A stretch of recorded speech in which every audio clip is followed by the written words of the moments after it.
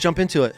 Give me a little intro about yourself, since you didn't want to fill out your form, and I know nothing about you. So you know what? Busy people. I got too much to do. there's a lot going on. I want to hear all about it. So, well, my name's Amanda. I think you knew that. Yeah, I think you knew that. got that part. Yeah, I've been in the industry for like 15 years, and I love when people show up and then they're like, "I really expected you to be a lot older." And What I'm like, industry?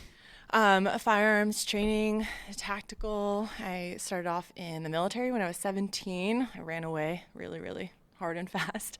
And then I was a volunteer firefighter. I think I just realized that I had this big love for serving my community. Okay.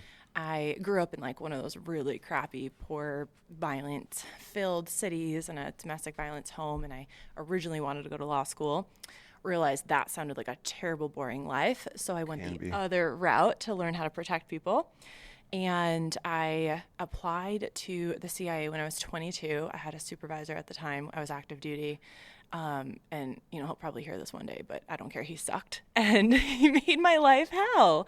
And we got into a fight one day, and he said, "If you don't like working for me, Amanda, then go work for someone else." Done. And I was like, great. I went on the CIA's website, and I sent an application because it made me feel like I was doing something about my life.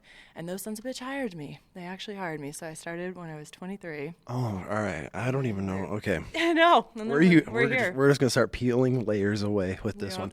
Where are you from? Where'd you grow up? Long Island, New York. Long Island. Okay. I'm an upstater, so we don't consider you guys real New York. So. I don't consider you real New York either. unless you're in the boroughs. Yes. Really? That's you fascinating. You got to be in the hood to be from New York. Nah, that's a shithole. So no, we get all the summer. All y'all come up to visit in the summertime on the Thousand Islands. So I do love Saratoga. I miss Saratoga Springs. I'm right on the Canadian border. It was the most amazing place, but we never venture south. So yeah, that's like going to Fort Drum. No thanks. I'm 20 minutes north of Fort Drum. We had to deal with all the bum drums, is what we called them as kids growing up. Yes. I bet we probably crossed paths at one point when I was up there. I would imagine. Yeah. It's an interesting place growing up. It's beautiful, and my parents want us to go back so bad, but there's no way. Not with politics, no way. And winters are miserable. Yeah, I don't want to live anywhere where the Army does their cold weather training. Seriously, that's a red flag. You don't live there. Huge red flag. Okay, so you grew up in the not so beautiful parts of New York, and you said you ran away at 17? Or did you just join and you were like, I'm ready to go? I just wanted, I wanted out. I wanted a different life. I knew when I was 12, I think I saw Spy Kids, and I'm like, man, that would be so cool to, be work for the FBI or be a spy. And I based all my decisions off of that. Is this going to get me to be a spy one day? Okay. So I didn't drink. I didn't go to parties. I've never even tried marijuana. Still to this day, because I just thought, I'm okay, well, if I want this life, I'm the only one that's going to, build it for me. I mean, it's a great mindset to be in, especially at a young age. Yeah, I think I needed it. And I had a boyfriend in high school that, I have a really bad luck with men, and he was just kind of not so great and would call me a girly girl all the time and tell me all these things I couldn't do. And I had gotten a brochure in the mail, and it had one of those obstacle courses on it. And I was like, this looks like fun. I could do this. And he's like, you could never do that. So I called a recruiter on Tuesday, and I swore in on Thursday. What recruiter? What branch? At the time, it was the Army National Guard. Okay. How was that? Which part? So let's start right at boot camp. Oh, gosh. I loved it. I love the structure. I love the challenge. I didn't have parents through my teens. I raised myself. So, why is that? My stepdad went to jail when I was 9, and love my mom to death now, but I think she was battling in her own ways, and she kind of left around right before I turned 13. So going into high school, I just had to kind of figure it out. I almost failed out of high school when I was in 9th grade. And so from 13 on, you're on your own? Yeah. Where were you living? In a house, but she left somewhere else, so she paid the bills. So I got a credit card, and you were on your own at 13. Yeah. Really? She'd pop in sometimes to check up. Check it. Well, get clothes and see her frequently or infrequently. But it was a tough time. Like I said, we have a great relationship. Yeah, I've met your mom. We actually talked about her on the last episode. I know, that's crazy, right? Actually, yep, I forget. So you wouldn't know that at the time, but it was a really difficult point in life, and she was dealing with a lot of her own things. We've come a long way from there, but yeah, at that time, that blows my mind. 13 years old, and you were just Yeah. making it happen. That's what's growing up in South New York. Yeah, you go into survival mode. You have to down there. You don't know anything else, and Do you have any siblings? I had have a half sister, but we never really had. Okay, so you were it was just you in this house. Yep, I had good friends. I had friends' parents that would definitely look out for me sometime, and then I have I call him now my adopted dad. He had no relation to me whatsoever, but he loved me and kind of treated me like a daughter. He was kind of like an uncle, but would check in on me and kind of try to do the dad thing if I was dating somebody, take us out to dinner and grill him with all the hard questions, and definitely tried to be that person for me. So what age, this is just hard for me to fathom that you were on your own at 13. What age did your mom come back, or was that like that all the way through high school? That was pretty much all through high school. Really? My senior year, she did get married, and they kind of came back into the picture. But at that point, you're like Lord of the Flies at this point, feral. So like, you're not going to tell me what to do. I don't need you. I've got to this point. Yeah. So how was that dynamic? It was hard. We fought all the time. I could imagine that. Definitely struggled with people telling me what to do at that point, because I was like, I've had to make every decision on my own. I mean, I didn't know where my food was going to come from. I remember a point in time where I literally ate Tums because I thought it was candy. Like, I didn't know. I was just so hungry, right? Mm-hmm. And when you come from like such a survival mode, and you don't know what household you're going to kind of walk into today. You don't know what wall you're going to get thrown into today. Did you grow up in an abusive home, if you want me asking? Yeah, that was the stepdad that went to jail when I was 9. So my entire upbringing was just that kind of environment, and that's why I think it's so important that I get to do what I get to do now with Athena, is because of that upbringing. I mean, when I was pretty much since 2 on, that was all I had known. Damn, you've been grinding from the start. From the very start. And I asked myself, and I asked God why for so long had I endured so many different extreme circumstances, I guess. And then, it all comes full circle, which I'm sure we'll get to talk about. But now I'm living my why. I would never be able to help the people I get to help today had I not gone through those situations on the physical side, the sexual side, the neglect side, all of it. And having to understand what it actually means to survive on your own, and what it means to make those decisions, one, not only as a functioning adult in society, but also as a woman who is trying to be in her design, right? Not be in her masculine feminist. Like, I'm not a feminist, and I'll tell people all day I'm not a feminist. That's not what I support. Yeah. But when you are a woman who's grown up in survival mode for so long, and you've experienced so much trauma, that's kind of the mindset you start to adopt, is I don't need anybody and I don't need a man, because look what men have shown me my entire life. They've shown me hurt. They've shown me pain. They've shown me, betrayal. For sure. So how do we move forward from there? Wow. So you've been in the trenches. Yeah. And good for you. I mean, yeah, unfortunately, but I mean, we're going to get to where it's gotten you now. So your mom and new husband at the time come back, and you guys are obviously clashing. I can only imagine. I feel like anybody in your situation would be like, absolutely not. Like, I've lived my life to now. You're not going to come here and control me. Was that a big reason for you to jump straight military to kind of get out of that situation? Yeah, I just wanted out. So 9th grade, I was failing out. I don't really know what was going on at that point. I didn't know how I was getting to school. I was bullied a lot after my stepdad went to jail at, small town. Oh, yeah. And I dealt with the parents who didn't want their kids around me. I dealt with the neighbors who were trying to say that I was lying about what I had went through for attention, for, my mom put me up to it so we could try to get the house, just a lot of crazy reasons. And that was my first experience in speaking up and trying to protect myself, and then how society still throws it against you and tries to create reasons on why it's your fault, or why you allowed it to happen, or why you're lying, or you're exaggerating, or you're making it up. You're processing a lot of things at such a young age.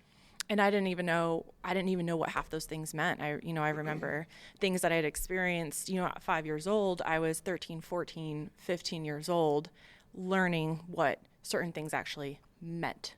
And that was really hard for me to process on my As in, own. what do you mean? What do you mean by that? Like you were I don't know, processing like, and you were older when what they meant. How deep does this podcast go? As deep as you want to go with it. I mean, I've never really talked about these things before. I remember the first time I was outside in my neighbor's front yard playing with neighborhood kids, and I couldn't tell you how the conversation came up, but I remember I learned what it meant when a guy had a heart on. And I didn't actually understand, but then in that moment, I understood what I'd experienced with my stepdad, and I had tied the two together for the first time. And that was really hard not understanding what I had gone through, and then it hitting you like a brick in the face, understanding what you had gone through. And and then you have nobody, you don't have a mom or a father to be able to help you process through that. And then you're just kind of holding this thing and this trauma that you've experienced, and now it feels embarrassing, and it feels like something to be ashamed of, and then you can't which is probably why I've never even said this to anybody before, right? Because you're like, how do you hold this thing? And that was it almost like a shame feeling at that time? I mean, obviously, I'm not saying you should be shameful of it, but no, I mean, I can only, and you're trying to process this as a teenager, a young woman that's developing, going through your own changes, hormones. I mean, Yeah, and then it would start to get out in the community. And I remember I was in the gymnasium one day at school, and there was this kid in my neighborhood, and he corners me against the wall and just starts making these absolutely disgusting, horrific comments to me about, oh, you're the girl that, daddy XYZ to. And instead of having a community that made you feel safer, you were exiled and put down for those things that happened to you. So now you're just taught, why would I talk to anybody about these things? Why would I? You're building a wall, and you're starting to guard yourself. I'm not going to go out and reach out and get help, and you're just taught to feel like it is something that you did wrong. You put yourself in that situation, or you should have known better, or even though you didn't know better, you're just disgusting because it happened to you. God, you went through every phase, I feel like, all on your own. Yeah, and it didn't get better after that. I think when they say that people who experience trauma, somehow it keeps finding them because it's kind of like all that started to be the pattern, not intentionally. You think you're making better decisions, and I think about this sometimes, the fear of vulnerability of if people knew the truth about what I've actually endured, I get scared that why would they want to learn from me? Why would they want to hear anything that I have to say? Because we'll look at her. She's gone through all of these things. She's been attacked in her sleep. She's been raped. She's been molested. She's been... Was this all from your, if you don't mind, sorry, I don't mean to interrupt you. Was this a lot from your stepdad or you being on your own? Both. Okay. Stepdad, and then a boyfriend in high school. And then there's that, right? Well, you're in a relationship with somebody who's in a relationship with you can't rape you. That's not true. Yeah. Then 3 different experiences on my deployment, and then fast forward these different things that somehow you keep finding you, and you say, I'm not going to let this happen to me again. I've experienced the worst of it. I'm stronger now. I know more now, and I'm never going to let that happen to me again. But then all your nervous system knows are those traumatizing experiences. So the closer you get to being in that situation again, your body shuts down. Instead of flight or fight, you go into freeze because that's all you were taught to know. So then now you think that you're powerful. You think that you can defend yourself. You think that you're just going to default into kicking and screaming and fighting for your life. But all you have been taught to do is fear what's going to happen if you try to defend yourself. The more, and I'm just asking this, the more it happens, then it becomes a quicker response. You just freeze to get it over, kind of, in a way. Yeah, it's. And if I ask any questions, just please tell me to fuck off. So, it's. There's both sides to it. There's the fear of what's going to happen. There's the fear of what's not going to happen. There's the fear of knowing no one's going to believe you, even if you try to do something about it. Because you were doubted as a child so much, and that's what built that. And then even in the military, the first time I tried to report something that was happening, we weren't protected, and I wasn't even the only woman at the time. But I watched my command put that person right back in my squad, where I was a team leader and he was my squad leader, and I had to work every single day with this person. And I spent a year with him, harassing me and making intimidating comments about how he ruined other people's lives and he would ruin my life. And then fast forward to the next physical incident and watching my command protect those people and getting harassed by everyone around me. The same kind of comments that I experienced as a child with parents and kids in my neighborhood about, ew, you're so disgusting. I can't believe she let that fat fuck put his hands on her. I can't believe she let fill in the blank, like I went out asking for it. And then when I'm getting pulled off duty because I have to go into investigations and meet with, the different teams to go through these processes, now people are mad at me because somebody has to do the work, right? So because now I'm not at work because somebody has to cover down for me, well, now they're mad at you for that. So when all you've seen is that when you do try to stand up for yourself and get the protection, turns into a negative situation every time. It turns into a negative. Yeah. It's that is lots to process. Didn't think we were going to talk about this stuff. I but didn't we're either. Here now, I had no idea where we were going to go with this one. So yeah, here we are. So dealing with all of that as a child, and then obviously getting to the age of being legal to join the military, it was like a no-brainer. You said earlier that you like the structure. Do you think that was because you grew up without structure, and this was something that deep down, like all pretty much, I'm a firm believer that structure is the number one thing for children. I mean, if they don't have structure, that's how you end up with shit kids, right? Not referring to you, but just these kids that just able to run free and do whatever they want. So was that something that you were kind of chasing without knowing it, or were you just like, hey, this is my out, I got to get out of this small town, the military is that escape? I think it's a multitude of things. I wanted so badly to prove that I had worth. And like, I remember a time when I was like running away from home, and this is when my stepdad was still in the picture, and I was like begging for attention, and nobody would pay attention to me. And I remember like I wasn't even tall enough to like reach the light switch yet because I was like jumping. And I remember I ran out of my house and I'm running. And I remember this one day just saying, they're going to be sorry. Everyone who doesn't want me in their life now is going to be sorry. I'm going to make something of myself. And I had like adopted that mindset that whatever I could do to prove them wrong, I was going to do it. So the boyfriend in high school that I had that kept telling me I was too much of a girly girl, you can't do this, you can't handle this, he would leave handprint bruises on my arms and tell me, it's not my fault you bruise so easily, stop being such a girly girl.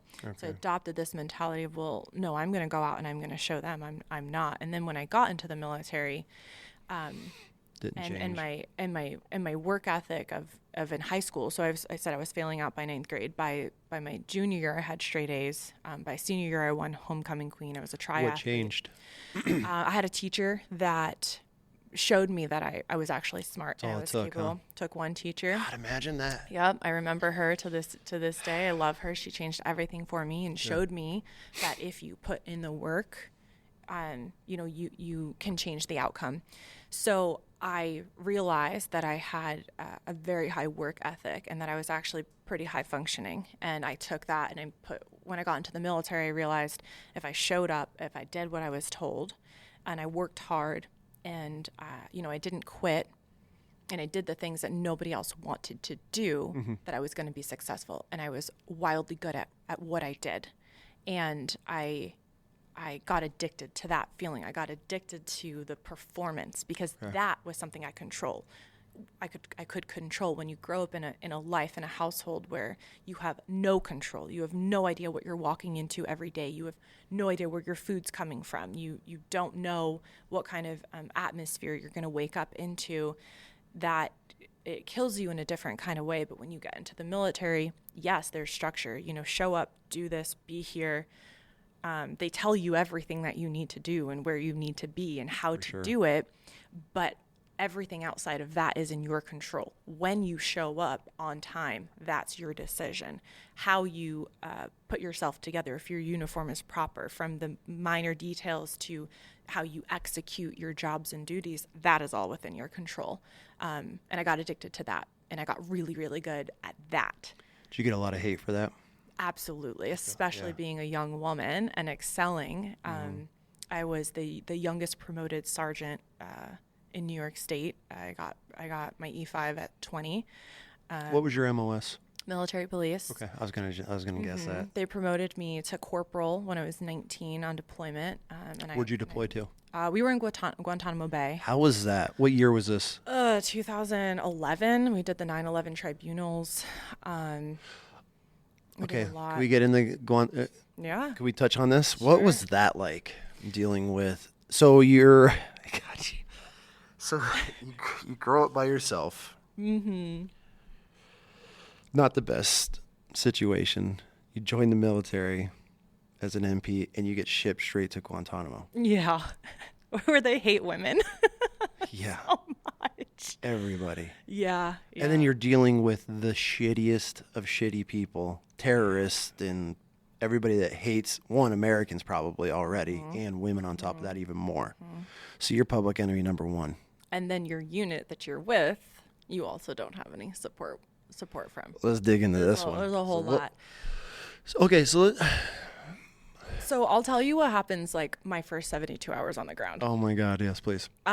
We got there. Mind you, I'm 19. Okay. Barely just turned 19. 18, 19. I don't know shit about life yet. Okay? Yeah. I didn't know. I feel like I did and I didn't. Okay, I didn't know anything about military life. I hadn't been exposed to firearms. Okay. In basic training, come on, let's be real. You get like... Well, Army basic training. You're right. Army basic training, you don't get a whole lot. Like I remember the moment I shot my first rifle, and it was great. But we were teacupping in 2011. Okay, I have pictures of it, so I don't know a whole lot. But we get issued all our stuff. We go out on our convoy. We do our crap. We're right seating, left seating. Yep. We come back. I was at one of the furthest posts away. We have to wait for somebody to drive up, the map of the vehicle. Yeah, this whole thing. We get that back there, and our platoon sergeant's like, let's go, hurry up, we're late, this whole thing. So I'm running over to the guard shack to turn in my gun and all my stuff. Mm-hmm. The girl that was working in the armory, she wasn't an MP. She was like our admin. She was like an HR, right? So she takes all my stuff, and at the time, right, I had excelled. I had moved up pretty quickly. Yeah. Young, high-performing female.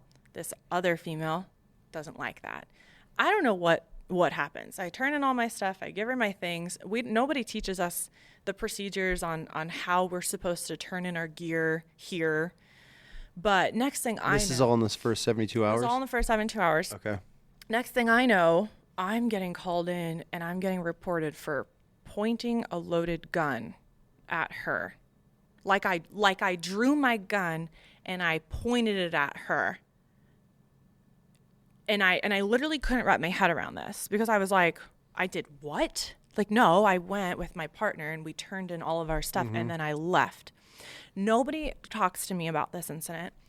Nobody asks me what happened. There's no investigation, nothing. I get pulled off. I almost got Article 15. They almost tore up my career. They put me on 2 weeks restriction. I could not leave my room. I was only allowed to wear my stupid PT clothes, no civilian clothes. Oh God, dumb, but whatever. Armies is horrible. I had to write a report and I had to read it to my whole they just hammered me. Turns out this chick was screwing our commander at the time. They were in a relationship. And for whatever reason, she was threatened. Yeah, she felt threatened. So let's say that I pointed my gun. So one of my first experiences with firearms is this. I pointed my gun at somebody, and my life was ruined for it. So now after that, there's this black cloud. This is for 72 hours. So now what happens is I become the company's scapegoat. Anytime something breaks, anytime something's missing, anytime a round isn't accounted for at the end of every shift that you have to turn in all your ammo. It must have been Amanda. It must have been her. Oh, she must have lost it. So now I'm getting written up for crazy stuff that I'm not even on duty. I'm sleeping in my bed and I'm getting in trouble for stuff that was happening to other people. I'm just how did I get here and what happened. You're like, right? this is not the military experience I was expecting. Awful. Like, this was not what I had experienced, like, prior to that. Not that it was like a whole lot of experience, but that coupled with the disgusting squad leader that I had tried to report when we were mobbing out, when we were out at Bliss. That was before we were in boots on the ground. So that was carried into this firearm situation. So then that all carries into, damn, they had it out for you. oh, I don't even, like, for what? Because, and it's so funny because I was the reason that my unit even made deployment. This is probably so wrong, but I sat there for 2 weeks before we made it out, and all of our online training modules that we had to do them all? for everyone in the company. I had platoon sergeants calling me, asking me, can you do all of these modules for my platoon?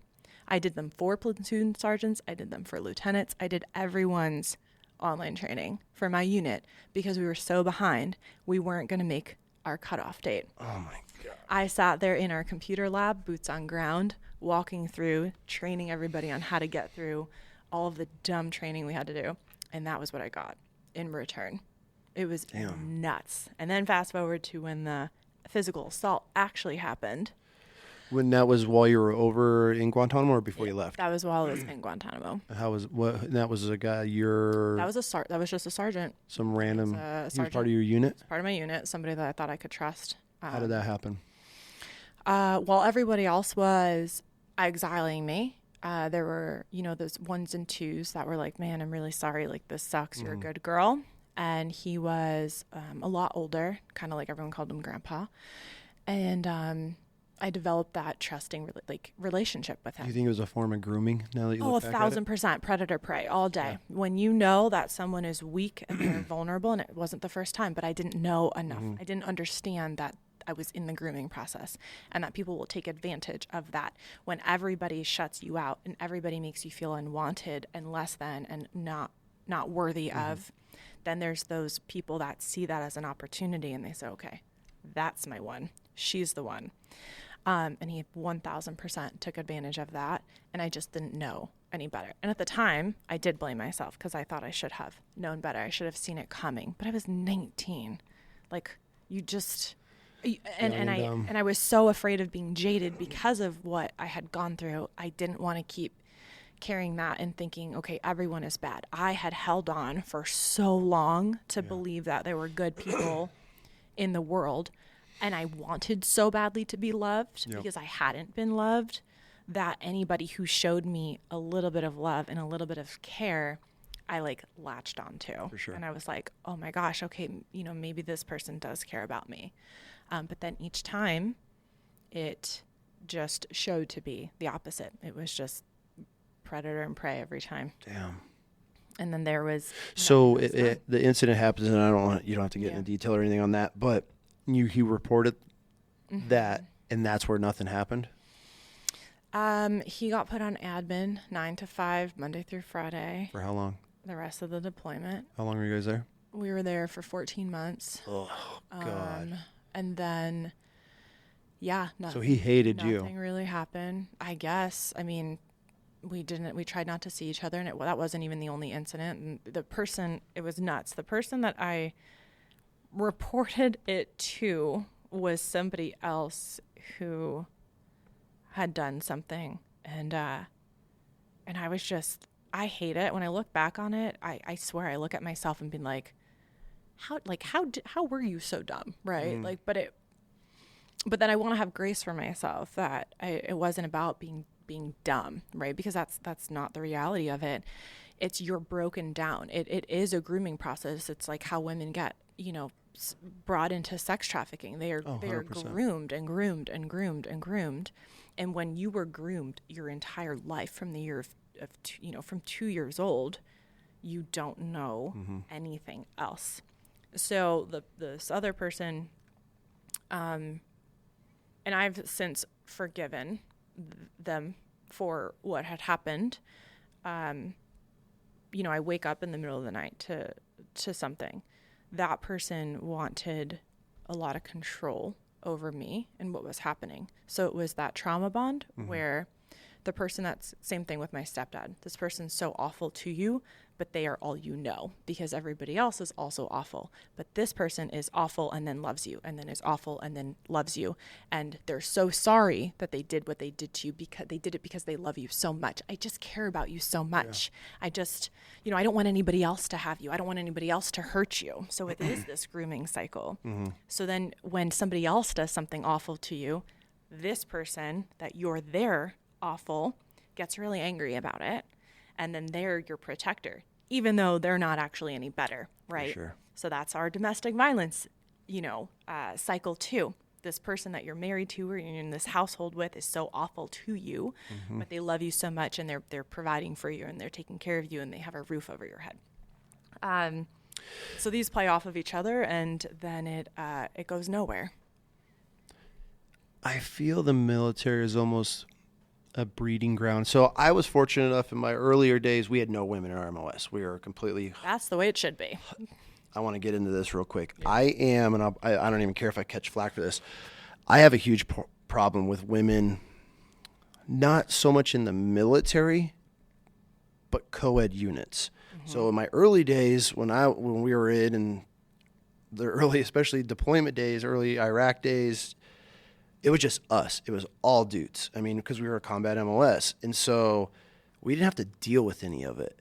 But then when we got on ship, these naval ships, and we were on our way to Kuwait to go into Iraq, that's when like our unit got exposed to women for the first time. And you don't even know how to deal with it because now we went from just smelling dirty ass and balls all day to now you'd get a whiff of a woman and it's a primal thing. Yeah. I'll never forget.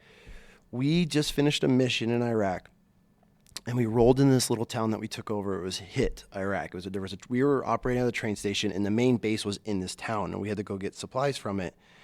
We were sitting on top of our vehicles, and this smell came through, and I mean, you could see these dudes like bird dogs, just and we actually had a joke from this because it was like everyone perks up. We're like, "You smell that? You smell? I smell a woman. I smell a woman." And we're like, "Where is she?" It was one of those things. The pheromones. It's 100%. And when you're removed from that, there's a legit primal side to us. Science. 100%. And that's what the science behind perfumes and when they wear it. And so it's a legit thing. But, me as a young dumb Marine, I wasn't looking at it from this point of view. And, we did our time. And then I ended up going to be the 1st Marine Division Color Sergeant, which was a huge honor. It's the most decorated division in the Marine Corps. So I had to learn how to work with women for the first time. I've been around them. They were on our ships. It was a shit show. Dudes were getting caught up. Now it's close quarters. Yeah. So then now I have women, not in my office, but I'm working directly with women. And I hated it.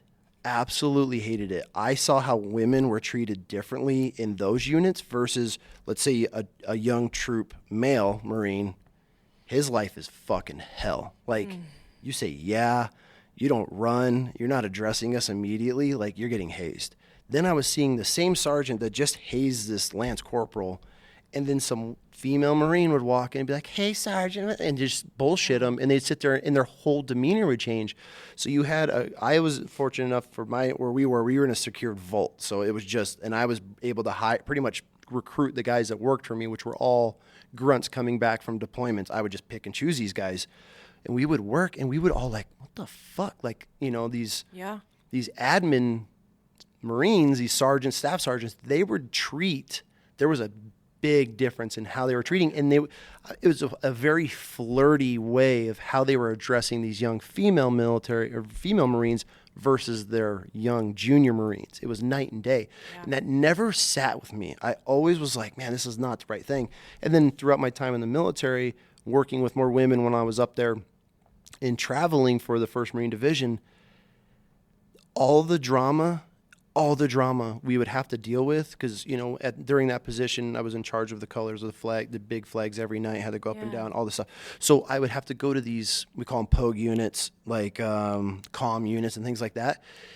And we didn't have women in our barracks. We didn't have anything around. And I'm going there, and all the incidences that all these men and women were getting into was all all being co-ed. Yep. And it never sat right with me. And I hate the fact that there's women in combat units now. One, the mental change that it does on the battlefield.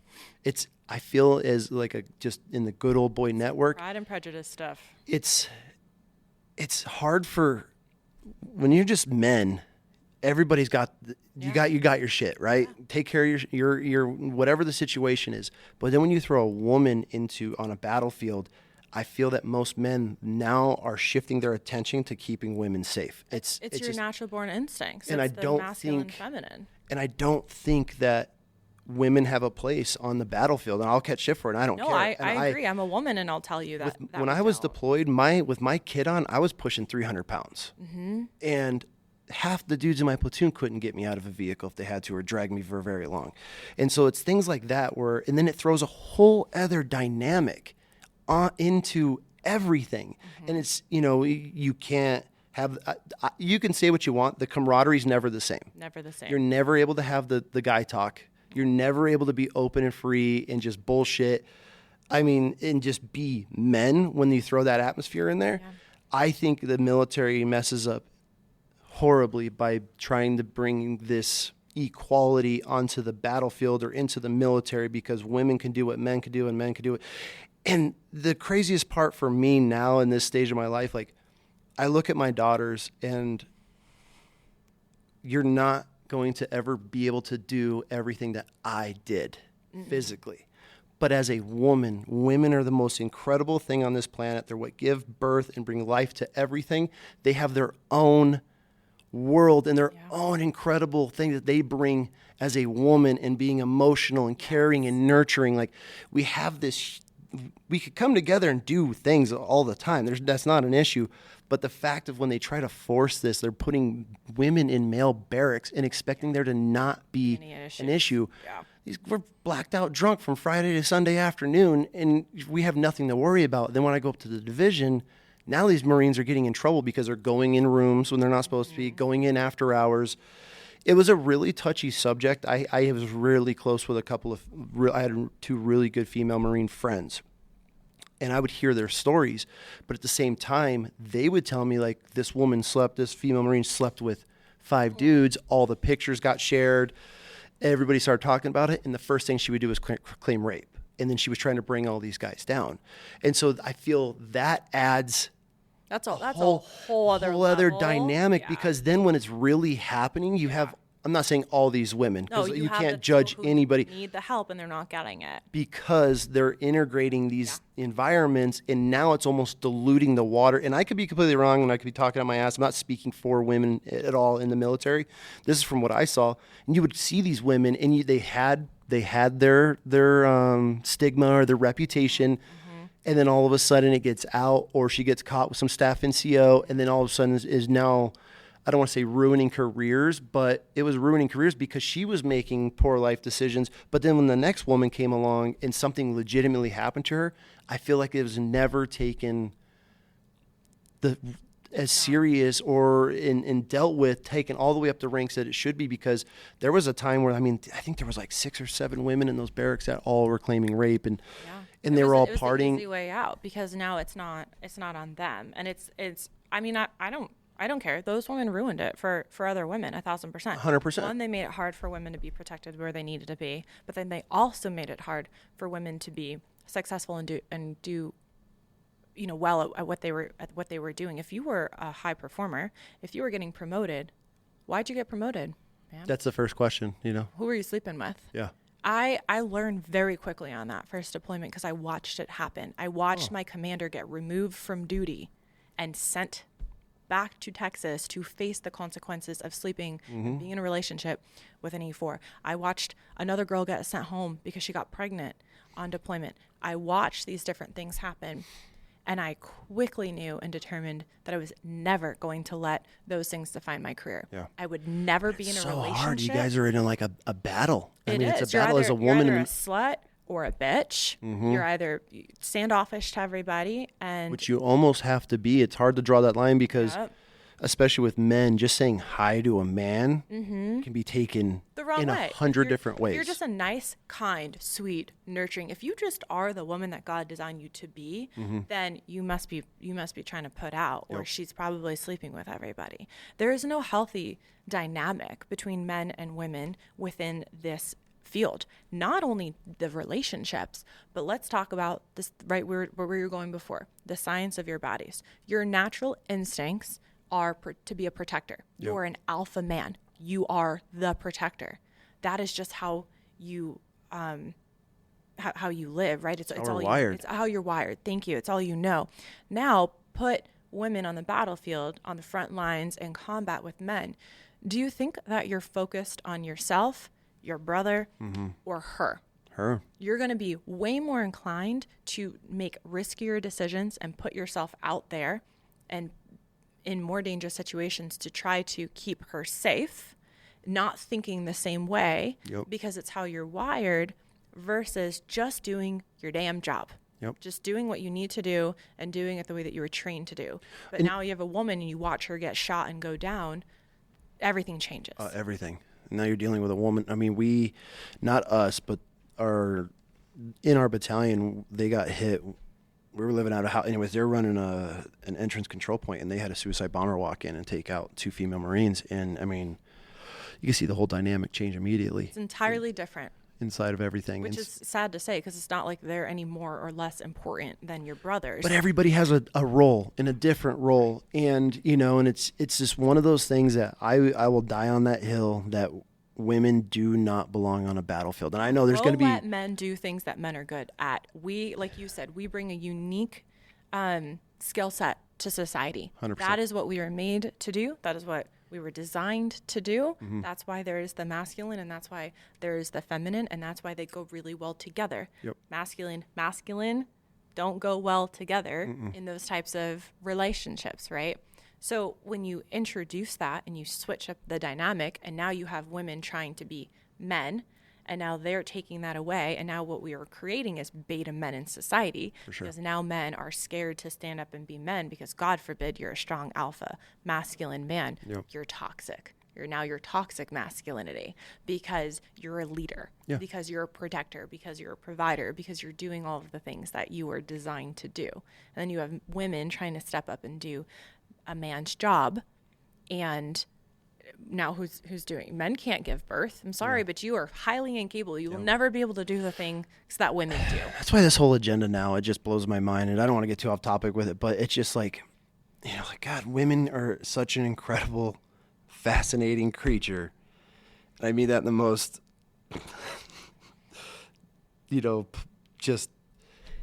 one, we can't figure you all out. You guys can't figure out what you want for dinner half the time. But very true. That'll never change. You guys, I mean, women have crumbled empires. They've built empires, and they're the one I would, if I had the opportunity to choose boys or girls, I would 100% choose having daughters again. It's incredible. But like this whole agenda that we're not equal. No. Women will never be equal to men, and men will never be equal to women. It's what you just said right there. That's the difference. Everyone says women will never be equal to men, but where's the rest of it?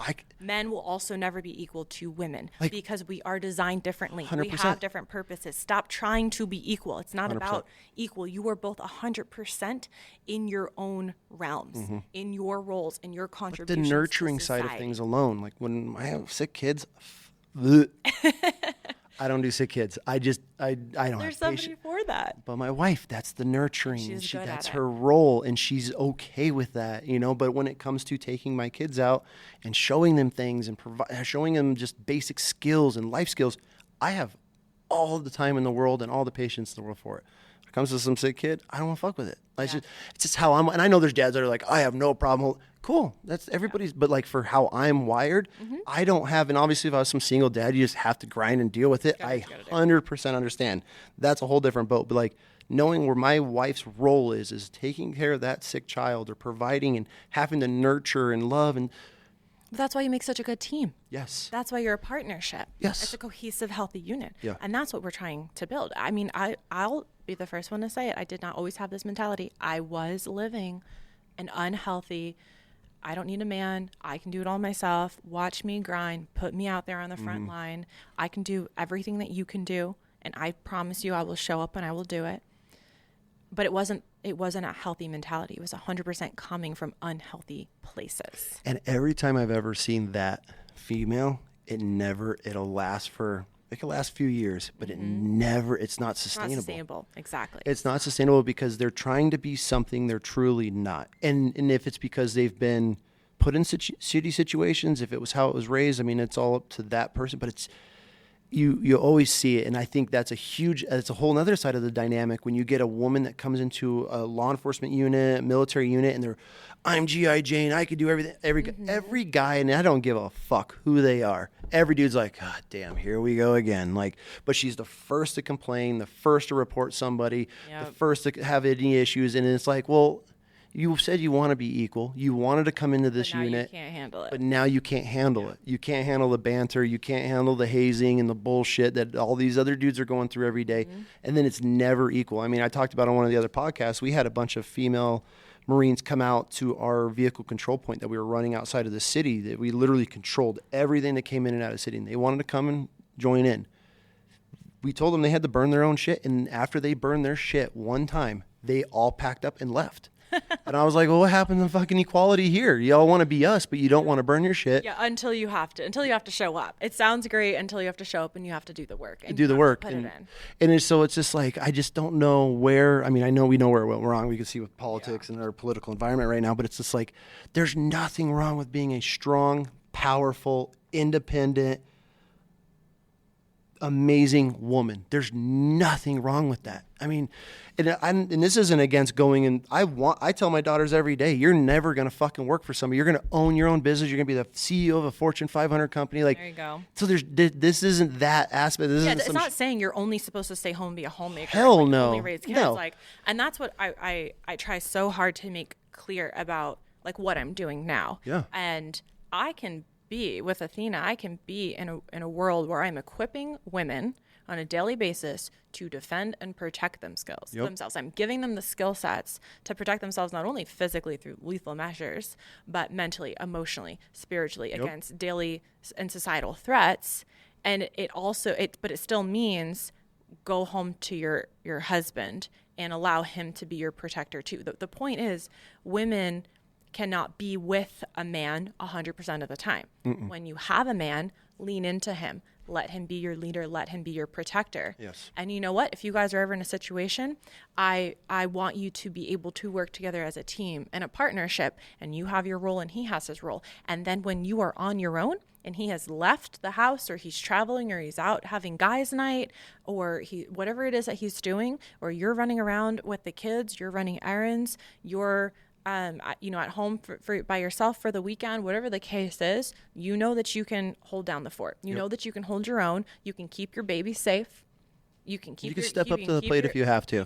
Absolutely. It's not about teaching women that they don't need men. It's about teaching them that they can do it if their man's not there, or if they don't have a man in their life yet, or if and when you guys can be a Mr. and Mrs. Smith together. Yeah. However you want to visualize it. Yep. I feel like we've lost we've gotten so off track as far as roles and what is accepted. And, you see that NFL player that just did his speech and talked about, and I see where I listened and I watched the whole thing, and I can see where some women were offended with it 100%. But at the same time, like my wife, prime example, when we pulled our kids to homeschool, she stepped back from a lot on her career, and that was her decision. She came to me and was like, I'm pulling, you're with me or against me. Okay, cool. And then we're going to have to make some sacrifices. There's going to be some major changes. Yeah. So she had a lot come up lately in this last month when it came to business and real estate, and that she had to jump back into it. And she got hit with like 6 clients all at once, like within a week. Good for her. Yeah. And she, still going through it. But she just came to me the other night, and she's like, it's not worth it. She's like, I don't care how much money I'm making. It's not worth the time that I'm able to spend with my kids. So at the same time, I see what he was talking about, because that's what she's naturally built to do, though. And that's what she wants to do. And I have no problem. I had a sugar mama for a while. She was crushing it. And I was like, oh, you do you, boo. Like, finally, okay, I made it, Yeah. And, then when we made that decision, I was like, okay, cool, whatever, we're fine. It's not a big deal. But it was nice when I'm one of those guys like, oh, your wife makes more money. Fuck yeah, I don't care. Like, cool with it. But she's at that chapter now, and we've been able to spend so much time as a family, and her with the kids being able to just spend all day, every day, homeschooling, nurturing, building the sour beet, us doing sour.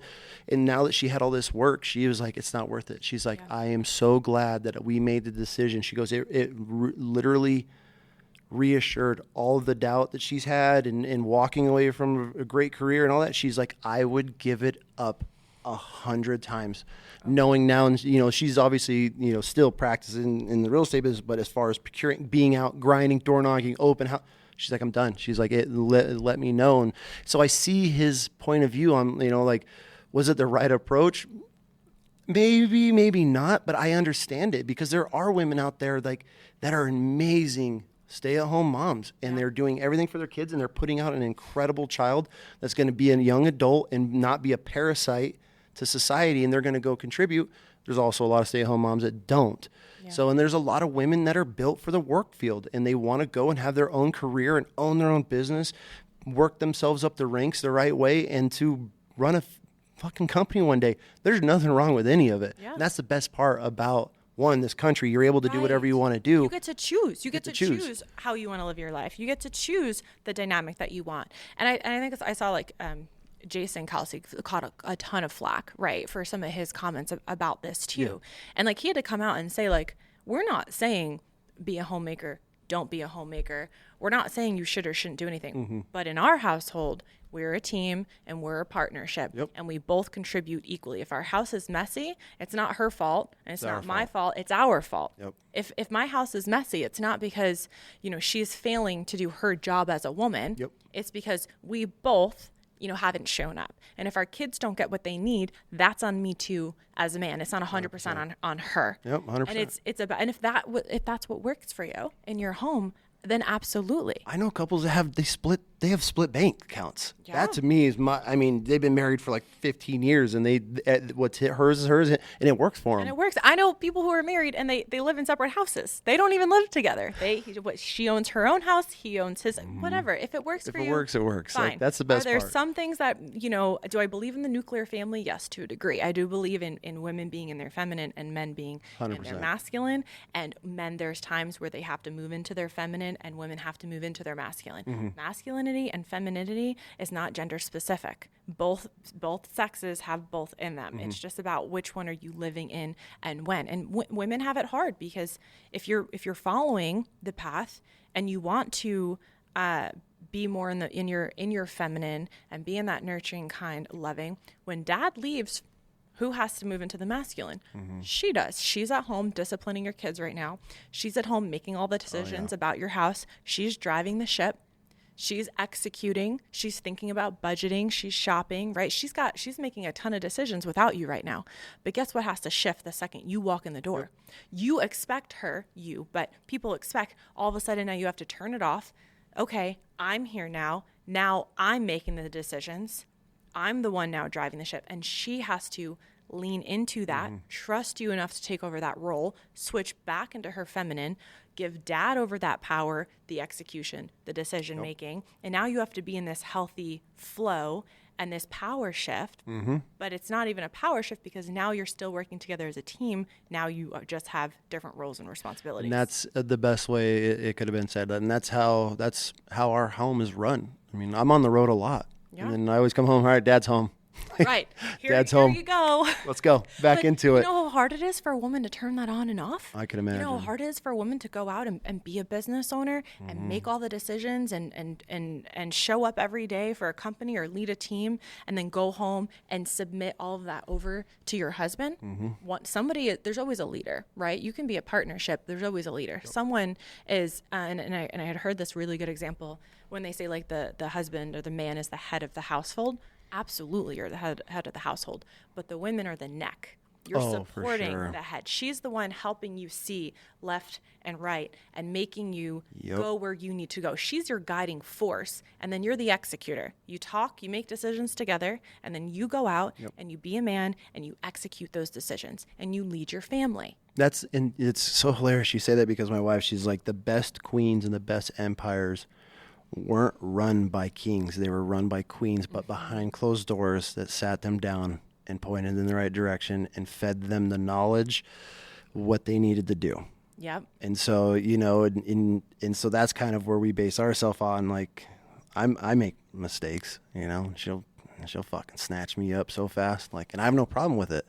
She holds you accountable. And that's the dynamic I feel that is healthy, that, I can't come in and be like, no, this is how it's going to, especially with daughters. I mean, in this state, in teenage day, I don't know how to handle shit, like, and changes and things are going on, and I'm like, I'm trying to process that. And so, she'll sit me down. Hey, this is what's going on.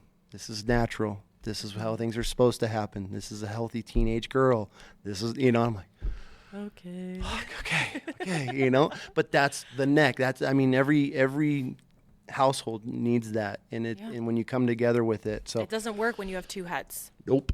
Never. Because you're constantly going in two different directions. Yep. And I see it all the time. So sorry, that was a tangent, but Love it. Here for it. right? Who would have thought we would have been going down that direction? So military. Yeah. So after you got back from your deployment, how long were you still in? I mean, you were National Guard, you said? Yeah. How long was your contract? I took a recruiting assignment, and then that's when I was working for somebody that was, again, just not like a great leader. I was really good at what I did. I feel like recruiters, no offense to recruiters listening, I feel like they are complete sleazeballs. I know so many that have gotten That's why caught. I was successful, was because I wasn't. I was super honest, but I was also 20, 21 years old. I was incredibly relatable to the young adults and teens that were getting out of high school wanting to do that. So parents loved to talk to me. Oh, for I had sure. a parent sit down, and I cleared out the office because they wanted to talk to me in private, and they said, Amanda, they called me my rank and stuff at the time, but is my daughter going to be sexually assaulted if she joins the military? And I looked at her and I said, probably. Yeah, she probably will be. Damn. Very high likeliness. Is there a statistic, or do you know any like percentage of women in the military? Gosh, I'm not up to date with Yeah, I current wasn't statistics, sure. but at the time I did try to follow that stuff, and I shared with them my own story of a little bit of what I'd experienced.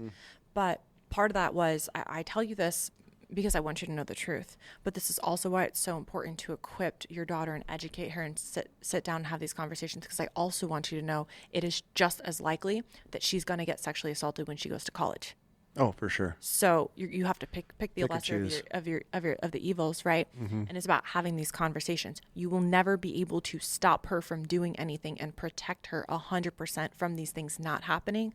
But what kind of conversations and preventative measures can we take right now to make it less likely? I cannot guarantee that if your daughter joins the military, she's not going to be sexually assaulted or harassed, or something worse is going to happen to her. Yeah. But together, we can open up the communication. Never thought about comparing it to college, because I'm sure it is way worse. They literally signed the papers that day. They were sold, done. It was okay. Thank you for your your honesty and the reality of what it was. But it was also, look at how much she's going to learn and grow. I do not regret joining the military. I don't regret any of the things that I got to experience. It was hard. I have lived a very hard life, and I lived a very, very difficult career. It was never made easy for me. I had to work 4 to 5 times harder. The things that have been said about me, the rumors that have been said about me, the unimaginable things. And people believed it. When I got into the CIA, my first couple months, Pause. yeah. Okay. The hell? So you got out. I want to know. No, I stayed in. I went in a part-time. I switched to Washington, D.C. National Guard. And that's where, so you went out of there, or were stationed out of there, I guess. That's when you decided to go CIA? Yeah. What made you go that route? I know you touched it on your intro, It was but something that I'd always envisioned for my future. It was Really? like that pipe dream. I really want to work for the CIA one day. I really want to work for the CIA one day. And every decision I had made was, is this going to get me closer? I mean, so when I was recruiting, I was looking at skydiving school. I was looking at scuba diving school. I mean, I was looking at all the things like what's going to make me like really cool and unique and set me apart. And it was like my 10, 15-year plan. I thought I had to live a life first before they would even consider hiring me. And like I had said before, my station commander at the time, was doing some unethical things. With you or just in general? Just in general, borderline both. And I couldn't get behind it anymore. And I got so angry. And he would call me lazy and put me down and just all these crazy things, even though I was the top producer on my team, and he would take my work and pass it off as his own. And he tells me one day, if you don't like working for me, then go work for somebody else, Amanda. Leave. And I said, okay. And in my mind, like I said, I got online and I start just reading up on jobs on the agency. And I don't know, it just felt like I was doing something about my situation. I wanted a different life. I knew I wanted a different life. And I knew the only person that was going to give me a different life was me. So in my mind, I was actively doing something to change my circumstances. So I fill out my application and I put OPSEC on almost every question. I didn't know what I could and couldn't say. I didn't, because I signed all of this stuff when I was in Gitmo and everything that I had done. I was like, I don't know what I'm allowed to talk about. So I literally put OPSEC period on most of my application. Why they interviewed me, I'll never understand. How old were you at this point? 20. I just turned 21. You're still young. It was like a month after I turned 21, maybe. So you apply to the CIA and and how long did it take for them to get back to you? 21, 22. My first week I just turned 23. So I think I had actually just turned 22. Apologies. So I just turned 22. My whole process was about 9 months from start to finish. What was that like? Oh, it was terrible. I remember when I went for my interview. Okay, I was so nervous. This is the stuff that you see on TV. I show up. I'm 22 years old, right? I go down to DC. I go for my interview. Are you like at a random building, or is this like the actual CIA like headquarters? This is just Nope, it's a random building. Okay. I don't know anything about anything. And it's you go in and there's a group of you. I think maybe there were like 26 of us that day. Are they all young or all different ages? All different ages. Okay. And HR comes in first and they give you all this paperwork to fill out. And even though they already have everything on you, but let's do it again. And I was so nervous. I just couldn't control myself because it was so monumental for me. This was my life dream. I'm filling out my paperwork. And mind you, I was active duty at the time. I had a government computer and 2 levels of encryption for your government computer, right? You have a PIN and you have your social security number that you have to punch in order to gain access. I could not remember my social security number for the life of me. I'm trying to write it down and all these series of numbers are coming back to me. I knew it was on my military ID. They were still doing it back then. I grabbed my military ID from my file. I blacked out, dude. Tunnel vision. I'm staring at my military ID. It's not on there. It was on there, but my brain couldn't see it. That's wild. I can't find my social security number on my ID. Your ID. I thought it was here. I don't understand. I put it back. So I come up with whatever number sequence I could possibly feel confident with. I fill out my paperwork, I submit it, right? Now, mind you, I'm still pretty fresh. We're still in that you say hello to everybody that you pass by. Good day, sir. Good morning, ma'am. You know, the good etiquette. So they're walking us in a line to this orientation room, and then they walk us to this other room. And every time we're in this hall walking, there's this older gentleman with like white hair, glasses. You could tell he's experienced, and he's in the hall, and everyone's quiet, and I can't help myself. Good afternoon, sir. Good afternoon, sir. And we just kept walking by this guy, and I'm like, but I can't help myself. So then we go back to the waiting room after they give us all this orientation stuff, and then now the interviewers are coming out and they're calling people's names. Is he one of them? So this guy comes out and I hear my name, and some people have 2 people and some people have 1 person, and I'm walking through and I'm trying to find who's calling my name, and it's this guy. It's the man that was standing in the hall that I kept saying hello to all morning, and I'm like, oh no. And I don't know why I was so scared. And I get in this room, and it's literally what you imagine. It's this little square room, smaller than this, a flickering light, a small little table between us, and these like hard chairs. And he sits down, and I sit down, and he's got this folder in front of him, and he's like, Amanda, are you ready to begin your interview? I said, yes, sir, I am. And he's like, okay. And he opens my folder. And when he opens my folder, I see my social security number and a sticker under my name. I was like, no, wait, I'm not even exaggerating. And he was like, what? I was like, I'm not ready. I have to tell you something, and it's really embarrassing, but I just have to get it off my chest because I need you to know. I was so nervous earlier when I was filling out all my paperwork that I forgot my social security number. But sir, I do know my social security number because it's actually my PIN in order to gain access to my government laptop that I post like 20 times a day. So I do know it. I promise I know it. But I just forgot it because I'm just really nervous. And I just needed you to know that the number on my paperwork's not the right number. Okay, now I'm ready. And he just stares at me. He just starts. God. I'm like almost in He's just tears. like blink, blink, blink. Like, what in the hell? What just happened? I'm not even kidding you. I just like word vomited on this guy. And he looks at me and he just starts laughing. And he's like, Amanda, can I tell you something? I was like, yes, sir.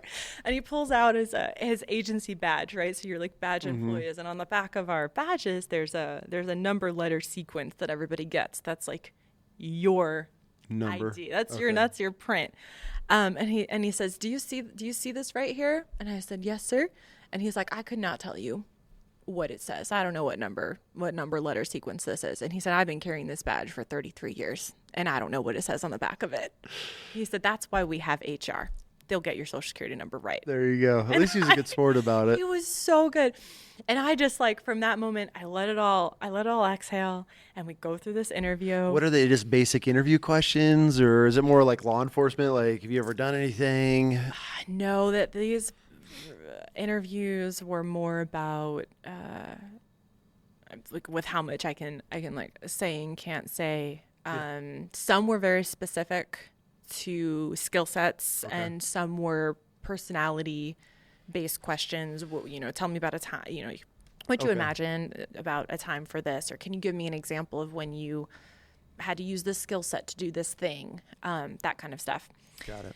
And I go home, I'm on that plane, and I think I bombed it. I thankfully my plane was pretty empty. I go to the very last seat on my plane, and I cry the whole flight home. I'm just sitting there bawling. My life was over. This was all I had worked for. This was all I wanted out of life. And I forgot my social. And I forgot my social. Why would the CIA hire me? I don't know my social. And my life is over. In my mind, my life was over. There's nothing else I'm going to do in my life. I have no purpose. God. So fast forward, I am waiting anxiously for weeks and weeks and weeks, just waiting to get my rejection letter. So they will let you know. Oh yes yeah, or no. Okay. They let you know. Once you're at that point, they let you know. And then I get a letter to come back for my I get a conditional offer of employment. Really? I was like, how many times did you have to read that letter? Oh, too many. I couldn't believe it. And it was crazy. So then I fly back, and now you have to go through your psych, your medical, your lie detector, right? Your polygraph. And now I'm in my polygraph. And they are telling me that I don't know, like whatever, that I have committed acts of terrorism. We know you've done it. You've committed acts of terrorism. And they're hammering me, dude. Is this a tactic? Yeah. And at this point, I think because I was in Guantanamo Bay, they wanted to make sure that I wasn't like some young, naive, like a turned U.S. soldier that then was like, okay, I got you, like Al-Qaeda. I'm going to go join the CIA and I'm going to give you all this information. But I'm like 22. My entire life, all I wanted was the CIA, right? I never smoked. I never did any drugs. I didn't party. I didn't do anything. Never got arrested. I was like as good as I could be. And they're telling me that I did this, and I lose my mind. And I was like, how could I have committed acts of terrorism? I was a triathlete. I was in all these clubs. I got straight A's in high school. I've never even tried marijuana. I was homecoming queen. And then I joined the military. Like, where would I have had time to commit an act of terrorism? And if I did, wouldn't you have known about it? And if you don't know about it, I don't know if I want to work here.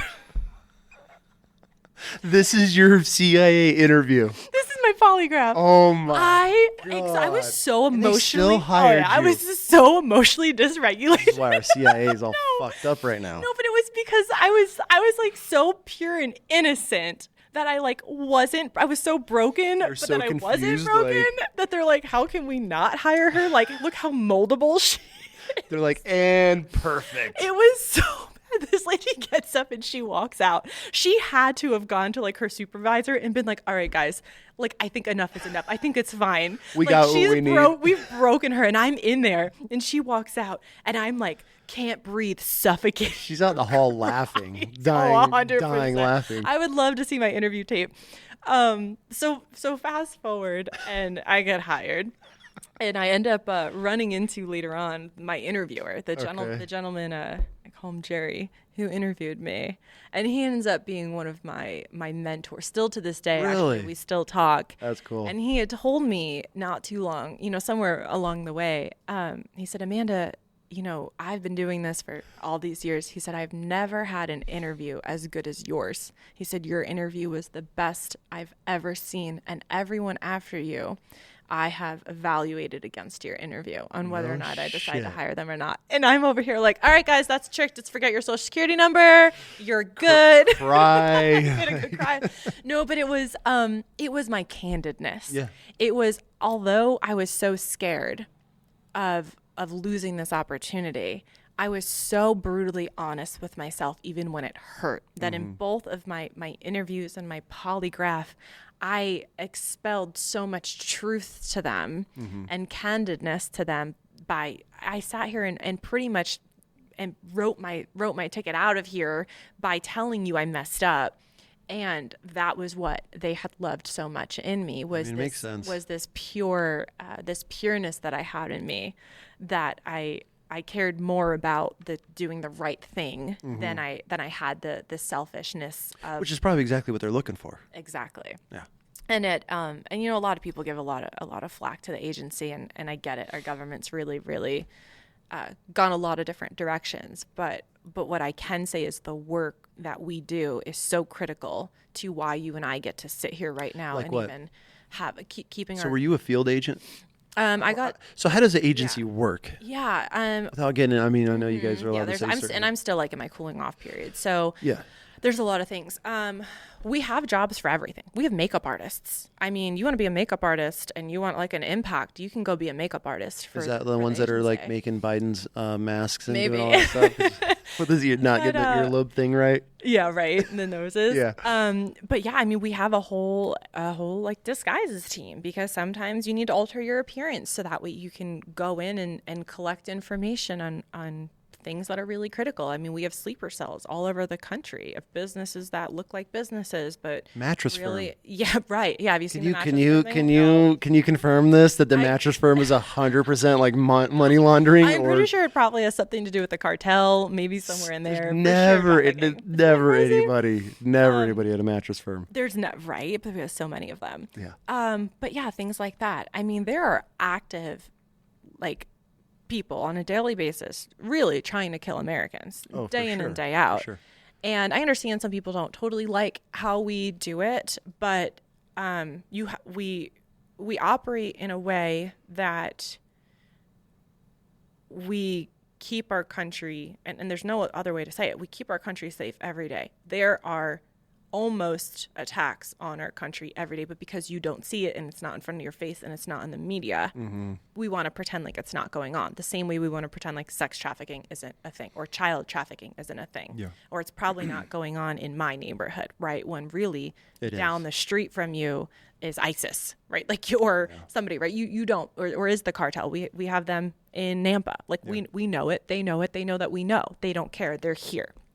So like our work is so powerful, and there are so many jobs and skill sets that you learn. And what's so great about them is they want you to learn it. As long as you are a good foundational person, they will teach you almost anything. I've learned so much from working there. I was 22. You think I had a whole lot of skill sets to bring to the table?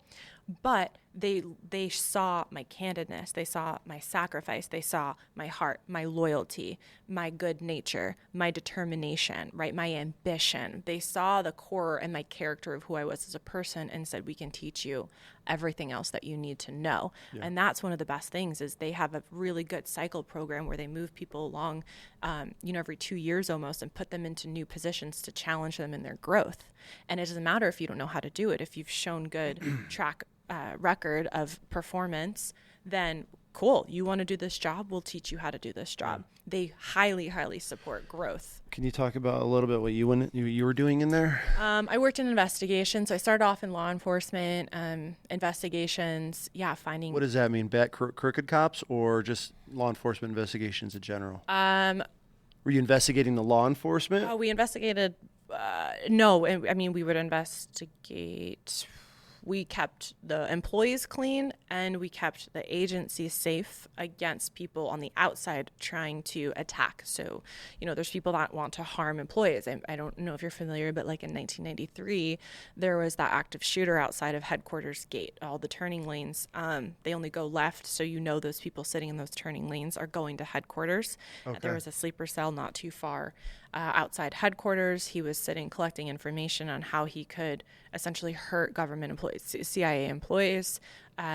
It was pretty evident that there wasn't a lot of good control on that intersection. You could only go one way. So anybody sitting at that light, you knew that they were going to headquarters. Opens up fire on the whole line of cars, kills a multitude of people that day. I've never heard of this. Yeah, it's super sad. I've watched the video. We watch it in training. We talk about it often in the agency. They keep it a reminder of the things that happen, and it's a war. There's a war against us. Oh, 100%. And it's hard when there's a war against us from our foreign nationals, and then there's a war against us from our own people who don't understand what we're doing to keep us safe. So that's what you were investigating? You were trying to find these sleeper cells in a way? Yep. So people who are coming soliciting information, like there were times where I was able to collect information on somebody who is pretending to be X person, but really they're working for this organization, and then they're routing that information back to that organization, and then we use that, we give it to then our teams, they build on that information, right? There's a whole web, and then we find out, cool, this person's actually connected to, this organization that is on the terrorist watch list or however. I mean, how many, I don't even want to say hundreds, how many thousands of these people, I mean, now with their borders wide open. It's insane. So many. You can't. In your line of work and prior to our borders being open, I mean, I'm sure we just have red flags everywhere. How soon do you think it's going to be before shit just absolutely goes south here? Because do you see these people trying to protest the open border? Yeah. Oh, you don't here. See for asylum. It's not like you're seeing thousands of women and children crossing. They're all military age male from all these different countries. Mm-hmm. Like, these organizations, how fucked are we? We're super fucked. They're absolutely taking advantage of this, and it's a waiting game. It's a waiting game. Oh, for sure. They'll sit here for years building, collecting intel. They're smart. I hate to say it, but our adversaries are really, really smart. Is it they're smart too, or are we just fucking dumb both. and complacent because we live in the greatest country in the world and nobody's ever going to touch us again? Right. And the way that our government is going, I will hope, praying for this next election, is really going to determine a lot. We're not, in my opinion, we're not in a good position. We're not in a good fighting position. No. We've removed from our military, we've removed funding, we've removed sources, we've removed from our law enforcement all over the country. Our abilities and our layers of protection in our country have significantly dwindled away. And then we remove the layers of protection, and then we offer the assets to the people who want to harm us, and it's truly just a waiting game. And I get into these conversations with people who come to see me at Athena for other things, and they sit there and they say, "Man, I know what's going to happen. I know the grid's going to get shut down. Mm-hmm. I work for these groups. I work for these organizations. I know what's going on behind closed doors. That's why I'm coming to you, because I want to make sure that I can protect myself and protect my family." Not when the government comes or our military comes, but when our neighbors come beating down your door because you have resources that they don't. Yeah. And they realized how significant things have changed. We saw it during COVID. We saw people get left without power, without water, without baby formula, without toilet paper, without basic necessities, and they started attacking each other. It's funny you say this, because I feel that the old bait and switch, as everybody talks about these terrorist attacks, which is a huge thing. And COVID was a great learning tool if you were paying attention. And I remember showing my wife and kids 2 elderly women fist fighting. I'm sure it's on YouTube. They were fighting each other for a pack of toilet paper. And I sat my wife and my children down and I said, do you see these grandmas? They're at the point where they're fist fighting each other for toilet paper. What are our neighbors going to do when they know that we have food and water? 1,000%. That's what you need to fear now. 100%. And we're being very naive to it. Oh, I live for it. Yeah. All my neighbors, Bye. God, Sorry. God help their souls when shit hits the fan, because there's and I've had very uncomfortable talks with my wife. Yeah. In our plan when the grid goes out, or if it goes out, and it's not going to be It's a matter pretty. of time. Yeah, I think It's we're not definitely gonna be not pretty. living in the if anymore. It's definitely the when these things happen, and we're not trying to create like fear mongering. And I No. definitely it's hard sometimes to speak these truths because we see what happens with fear mongering. But like there was a attack a few months or last fall locally here, and I kicked myself because I wanted to say something so bad about it, and I didn't because. What do you mean? Like what?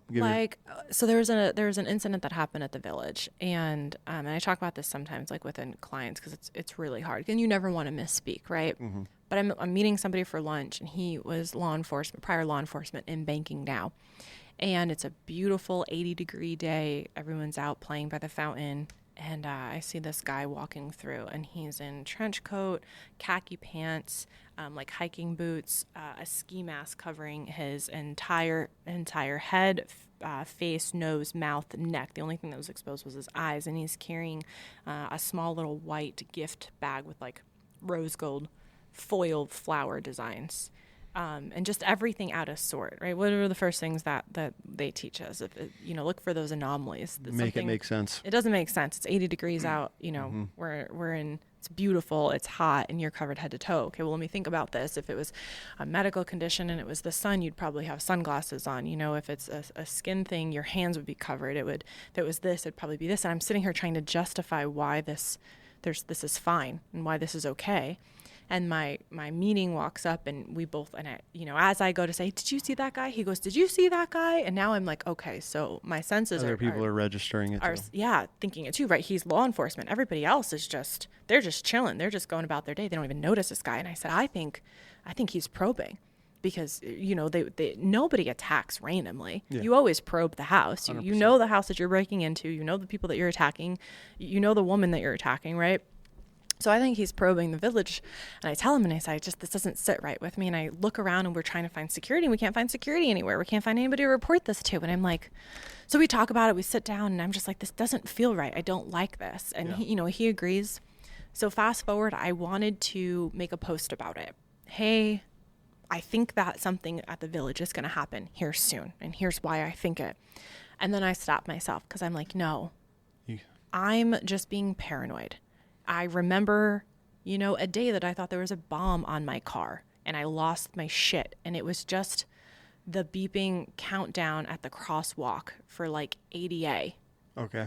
The beep, beep, beep, right? And I go crazy. And I remember these times where I had become so paranoid that I was like unable to live in normal society. Okay. Now I'm over here. Oh, I'm doing it again. It's fine. It's the Village.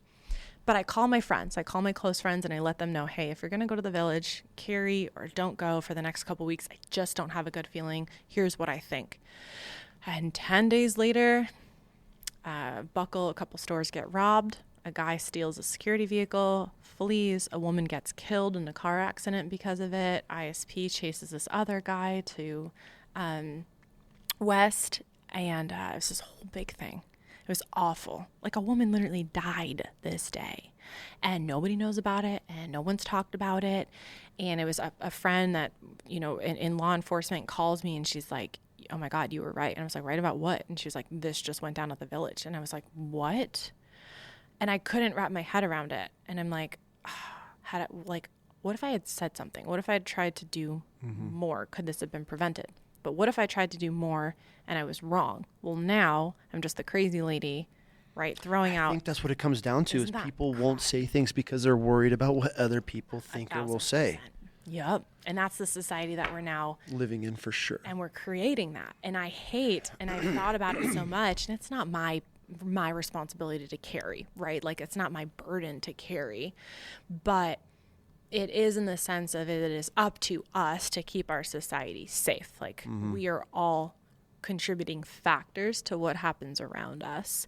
And if we think that these things aren't happening in our backyard, we're just being very naive. For sure. And, there was that, had I said something, would anything have changed? Like, I tried to contact somebody, I couldn't get through to anybody. And now, some business owners have contacted me and they're like, oh, we'd love to do training. We'd love to prepare, but they don't have the funds to pay for it themselves. The security company won't pay for it themselves. They're just trying to shove it under the rug and pretend like this thing, didn't really happen. Because when there's a scare like that, then revenue goes down. Exactly. And it's such a family-oriented all place. About money. Why would anybody want, to know that? So it's things like that. And I hate being stuck in that place of, am I being paranoid? Am I being overly paranoid because of what life has taught me? Am I that jaded woman that just thinks all men are bad and scary because of what these other bad, scary men have done to me? Or am I, going to, be decisive and learn and heal and take the information that I have that's in front of me and make educated decisions? We're not making it any easier on ourselves. No, not at all. So how long were you with the agency? Almost 7 years. Why'd you leave? Well, I was living in that mindset of I can do it all on my own. Okay. And not having a family and relationships with people was really all I knew. I'd moved 12 times in 6 years. Good Lord. I didn't have a lot of friends. I never really was exposed to like what love from another person was without it being in exchange for something.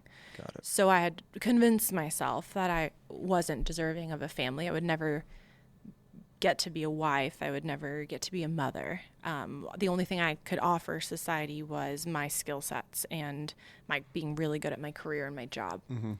And somewhere, along the line, God started to kind of change my heart of having these desires of wanting to be a wife and wanting to have a family and wanting to know my neighbors' names and feeling kind of like what your wife went through, in a sense of you're trying to do this thing, but internally you keep getting pulled over here to where you're biologically more, led to. Yeah. And I don't want to say an opportunity, but there was like a shift in life where I had met somebody and, they had shown me what a normal life could be like. Okay. And that was here in Boise. And it was the first time that I started to feel like, okay, well, maybe I have more to offer than just my career and what I was good at. And I was up for an assignment that would have taken me, away for a while with really limited communication and not a whole lot. I had to choose. It wasn't going to be both. And I just remember I'd prayed and prayed and prayed, and I woke up one day and I just, something deep inside of me told me that this is what I needed to do. I needed to leave and I needed to move to Boise. Really? And I'll never be able to understand why and how things happened the way that they did. But I was so sure about it, and I will never take that back. Like, I knew hand over foot that this was what I was supposed to do, and it was really, really hard. But I choose the relationship, and I resign from my career. I resign from everything, and I was in a really good place. I'd worked really hard to develop everything that I had developed. It was good, and I come out here, and I pretty much quit cold turkey. I had worked at I was at headquarters, and 2 days later I was in Boise, Idaho.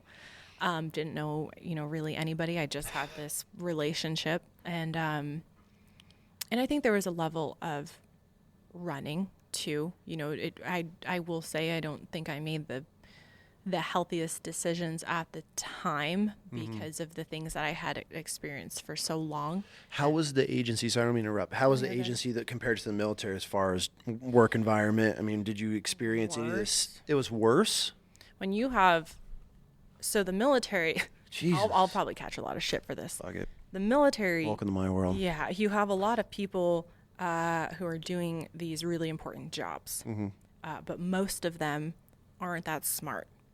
Facts. Right? You just have a lot of people who, like, they did this because they really wanted to serve their country.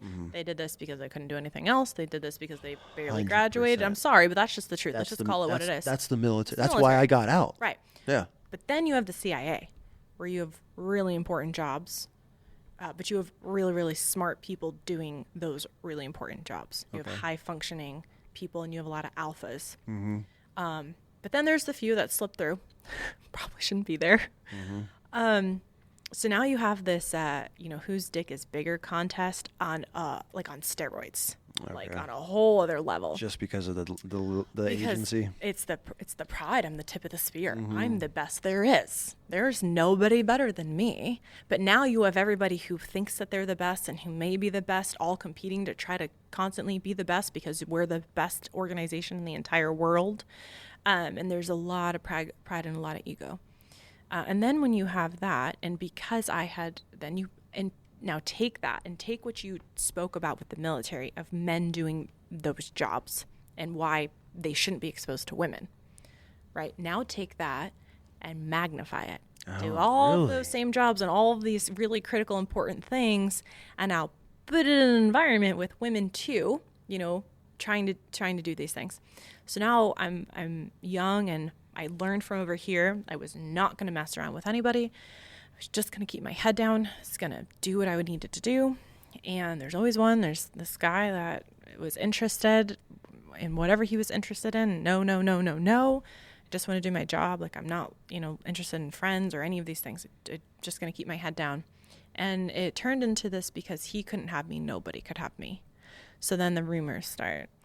And when I say, like, awful things, dude, he spread this rumor.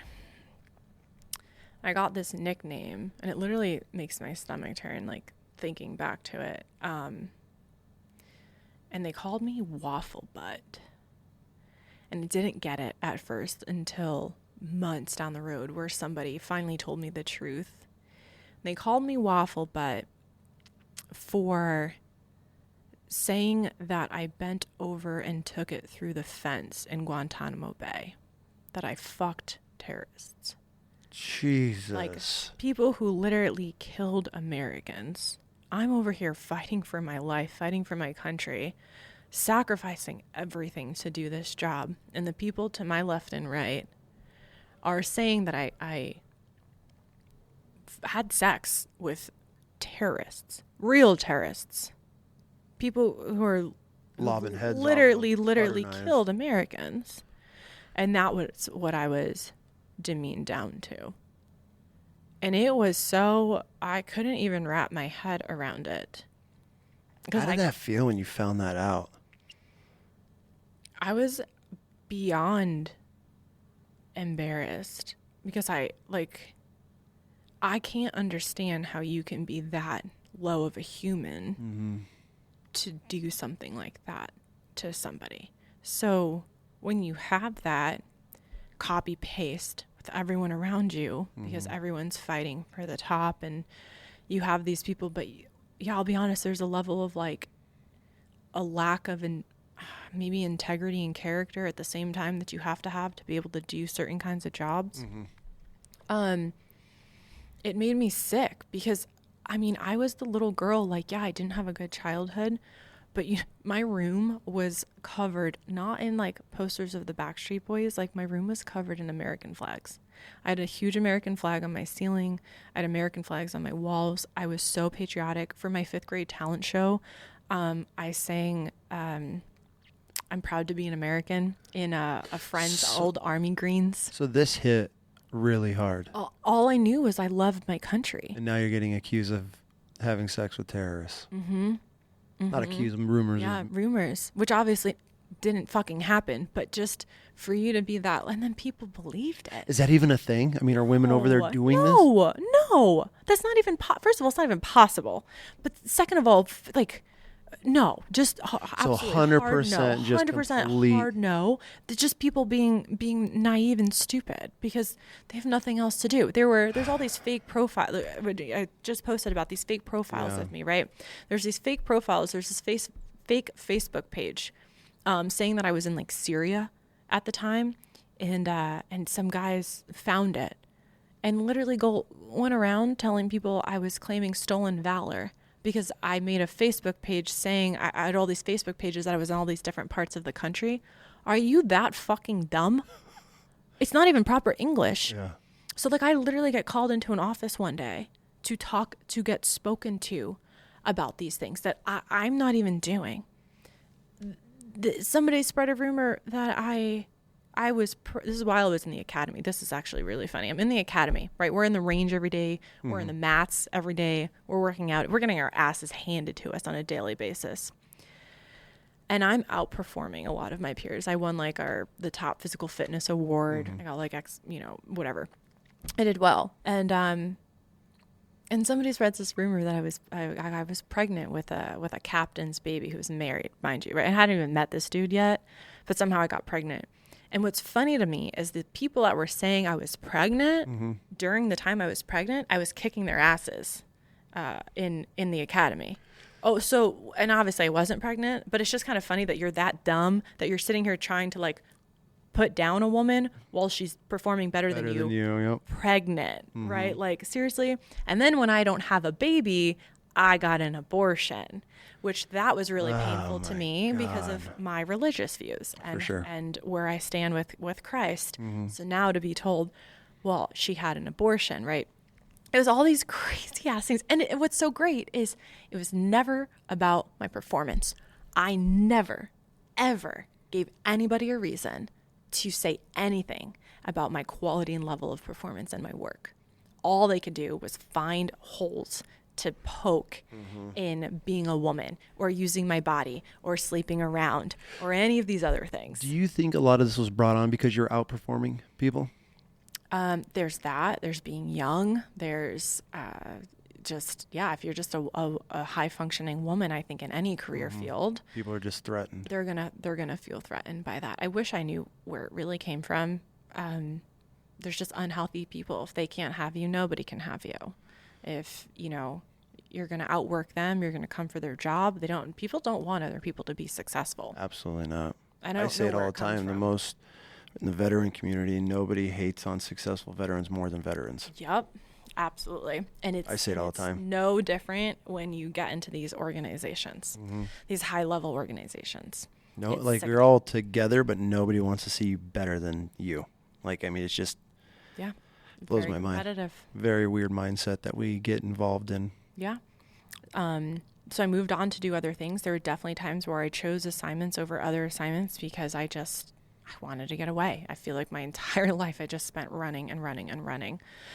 And I got to, that's where I found a love for neuroscience and it was other people outside of my core center of influence that found me and pulled me into other projects because they saw my capabilities. It wasn't everybody in the agency. Yeah. There were phenomenal people that I worked with the agency. And when I started getting to work with GRS, those guys are like no other. The kindness and respect that they showed for me when it came to training me. What's the GRS? GRS is our a global response staff. Okay. That's your 13 hours guys. Oh, okay, yeah. 13 hours, like Chris Pronto. So I wanted to go GRS. Women aren't on GRS. They're not, that's where I was like, I can do it. Put me in, coach. But I also think it's, it makes sense why it's so top of the spear. A woman has never been able to make it because it's so extreme. But I got to train with them for other things. And when I got to train with them, they didn't look at me as a young female. They looked at me as an equal. Just, we need you to do your job and we need you to do your job well. Which is how it should be. Exactly. If you can't hang, then we find somebody to replace you. Right. Yep. And that's where a lot of my skill sets really went and increased. And I started to believe more in myself because I'd had so many people trying to put me down. And I was like, I'm like, no, I'm going to prove you wrong. I'm going to prove you wrong. Right. So getting to work with other high functioning professionals that were really good at their job and having these mentors, some women who did some badass shit, like have them by my side and kind of start pulling me, taking me under their wing. That's where I started to gain more of the confidence and heal from. It doesn't matter what all these other people say and how they're going to stop you in your career. At the end of the day, it's still up to you, and go find and seek those people who do believe in you, because there are people that believe in you. There are people who are going to see you for you. And you then got to filter through the bullshit. 100%. So it's a great, amazing place to work with bullshit. And there's just always going to be bullshit. And it's just a matter of, can you handle it? And lots of people quit. There were tons of people who quit over the years. Pretty high nutrition rate, cycle rate at the agency. Yes and no. There's your people that either quit early, and then there's the people who are there for 50 years. There's once you kind of get past the pinnacle, then you're really in. And I thought I was going to be in for life, 100%. But then, Boys. I meet this guy, and I come to Boise, and that did not turn out how I expected. It never does. Pretty blindsided in a lot of ways, but that was really hard. I lost. But that got you here. It did. What was hard about that? So because you gave up everything? I gave up everything to come here for somebody. So and did you regret it, or were you just like, fuck? I mean, it's kind of a tough one. I mean, you lived your whole life to become an agent, and then you give it up for a guy, and then that doesn't work out. Yeah. There's no going back. You couldn't have been like, oh, fuck, I fucked up. You guys take me back. I could. Yeah, they actually gave me a 12-month hiatus, and they're like, you go have fun in Idaho. You just call us when you're ready to come back. And that's not an option anymore? I just, it's kind of funny when you get a taste of freedom, like real freedom, freedom that I had been fighting for people to have, and then I actually had it for the first time. Not so bad. I was like, wow, this is really great. Like, I get to make my own decisions. I don't have to ask for permission if I want to take a vacation somewhere. I don't have to live under a magnifying glass all the time. And that happened. Everything. Yeah, and I got that taste of freedom right after I got divorced. When I got divorced, that was because my marriage wasn't healthy.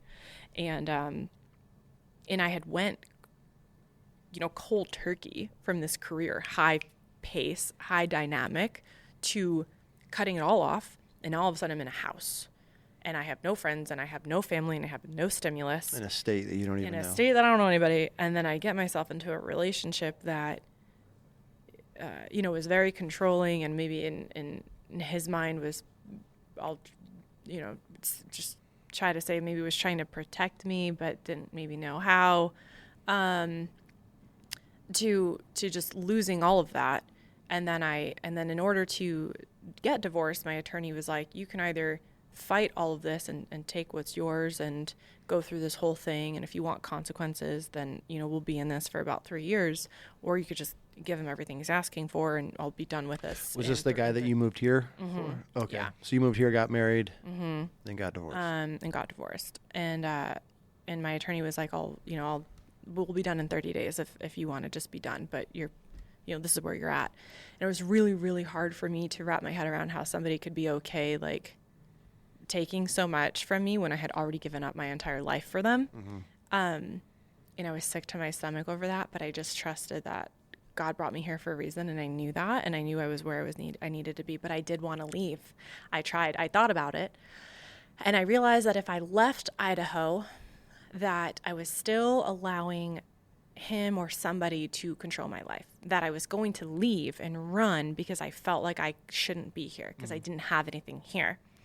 And I honestly just had made the decision I was going to stop running. All I did my entire life was run. If this wasn't, if this wasn't, fill in the blank, fine, I'll just go start somewhere else. I'll take a new assignment. I'll, work harder. So I made the decision to stay. And I didn't know what I was going to do with my life, and I had no idea. I mean, I had my entire career, and I felt like it was all for nothing because I actually applied to jobs locally, and nobody would hire me. And I had this great kick-ass resume, in my opinion. I'm like, look at all these things I did. Like, I'm a hard worker. I'm, great. And I don't know if it's like people see those words, like those 3 little letters, and they're just like, yeah, we're not messing with her or what. But And I also didn't know how to acclimate. I had no idea. I'd gotten out of the military and the agency and a divorce all within like 17 months of each other. Jesus. It was a lot in a little bit. And it's a lot to process. I was highly suffering from PTSD. I went into behavioral health with the VA. They put me on, I was on 13 different medications. VA, number one killer of veterans. Yeah. I didn't know how to function. I didn't know how to acclimate. I didn't know how to communicate with normal people. Like, and then I was in this relationship that wasn't helping. It was making it worse. And it was one of the most difficult times of my life. Was being here in Boise and feeling like I had spent my entire life fighting for a future that I had just thrown away, and I had no future, and I had no idea what I was going to do moving forward. And I had nothing to offer again, right? Because I gave my life to my country, and past that, I don't have normal civilian skill sets. No, I'm sorry, I don't know how to use a scheduling software. Yeah. No, I'm sorry, I don't know how to use Google Drive, because we use proprietary systems within the government and the military, right? No, but I can figure it out. I'm a quick learner. Teach me anything, show me anything, and I'll do it, and I'll excel at it. And that's kind of where Athena came into the picture. Let's jump into this. So Athena tactics. Hold on, I gotta sneeze. I'm trying to fight it. Let it out. So, Athena tactics. Well, real quick, isn't the government amazing how they demand so much from us, and then when it's time to go, they're like, "Have a nice life," and just close the door behind you. I don't even have a resume. They wouldn't even approve my resume to go out. Yeah, it's almost like nothing. The Beetlejuice scene, and he like opens a door and steps out and he's in like the desert and he's just standing there like that's how I feel most veterans are, or just government employees, because especially the military, you're literally told when to wake up, when to go to chow, when to go to work, when to go home, when to go to bed. What to wear. You have a guaranteed paycheck. They set you up, if you're lucky and have a good command, they'll set you up and show you how to pay your bills. And then you live this robotic life doing what you feel is right. And then you're like, I'm going to try to better myself. And that's why I feel a lot of guys just fail. And then that pressure becomes so much because one, their identity is nothing besides being a veteran. And two, they don't know how to, instead of them adapting, they expect society to adapt because I'm a veteran. Right. And then you have all that pressure and that weight, and it just builds, because life in the real world is not easy. The military is easy. I tell people like a fucking monkey could be a Marine. Super easy. It's literally you march them to chow, you march them home, you march them to work, you march them home, and everything is laid out. Here's your agenda from Monday to Friday. Okay, don't fuck up on the weekends. Like that's your only responsibility, is to not get in trouble from Friday afternoon or evening to Sunday evening. Like that's the only worry you have most of the time. And then when we get out, and it's just like, well, fuck, now what? Yeah. Now what? Like. And then most people can't empathize or sympathize with you. And then most people, honestly, nowadays are just tired of hearing it. Like, for sure. We're 20 plus years in the Afghans. Like nobody cares anymore. Like, nobody cares about PTSD. Oh, you have PTSD. Oh yeah, you and everybody else. Or you suffer I think a big thing behind that is every swinging dick now has PTSD. Yeah. Military wise. And I know everybody's got their own issue, but like we see things like. Yeah. A 7-ton tire fell on my ankle. I had PTSD. I'm 100% disabled. Yeah. I'm like. I have an attorney right now trying to fight my disability claim. And we were talking about the PTSD thing. And he's like, and I was like, well, like there's this thing. And like we never really got into it. And he's like, Amanda, I'm just going to stop you right there. He said, they don't care whether you were blown up, you watched a friend get blown up, you were raped, you were, burned bodies. He's like, or you fucking stubbed your toe. He said, if it affects you on a daily basis, emotionally, whether you stubbed your toe or you killed somebody, they are literally going to evaluate you exactly the same. Exactly the same. And I was just, my head exploded in that moment, because I was like, oh my gosh, like that's crazy. That it literally doesn't matter. They don't actually care what you've gone through or what you've done. It's in numbers. It's an algorithm. That's 100%. It's 100% an algorithm. When I had to dive into the algorithm on how like disability is given to veterans, plug and play. It was sickening to me. And they gave me 0% for all my physicalities. And I was like, what? Like all my MRI report, like all of this stuff, and I'm worth 0% to you. Like I'm in physical pain every day of my life, but it's fine. It's fine. Like it pains me it pains me for veterans.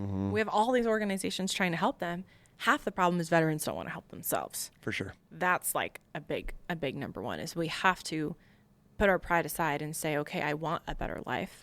And I know so many dudes that are just like, won't get disability. I'll ask them, I'm like, what's your VA rating? Oh, I don't have VA rating. I'm like, how long you been out? Oh, 10 years. I'm like, you're an idiot. Yep. You're an idiot. Especially if you have any deployment time, you're not filing for the VA. You are a fucking idiot. Take it. Especially now we're sending so much money to goddamn Ukraine and everywhere else. Oh my God. If we're just printing it. Print my money. give me change my 0%. I mean, I have 70% now, but like, give me my money. Yeah, like that's how I look at it. Like, take it. And I was there for a little bit. At one point, I was like, I wouldn't get disability. Like, fuck them. I'm not gonna take $1 from them, you know. Yeah. And I definitely had that. And then I was like, somebody changed my mind about it. We had a conversation. I was like, no, you're right. I'm like, they didn't protect me. They failed to do their job. They put me in this situation, or whatever the case is. And the government's giving all this money to everybody else. The government's passing out money for COVID and for welfare and this and that. Well, fuck it. Let's just, share some over here. Right. That was my aha moment to file my VA claim. I was talking to this vet and he was 100% disabled, making bank off of back knee.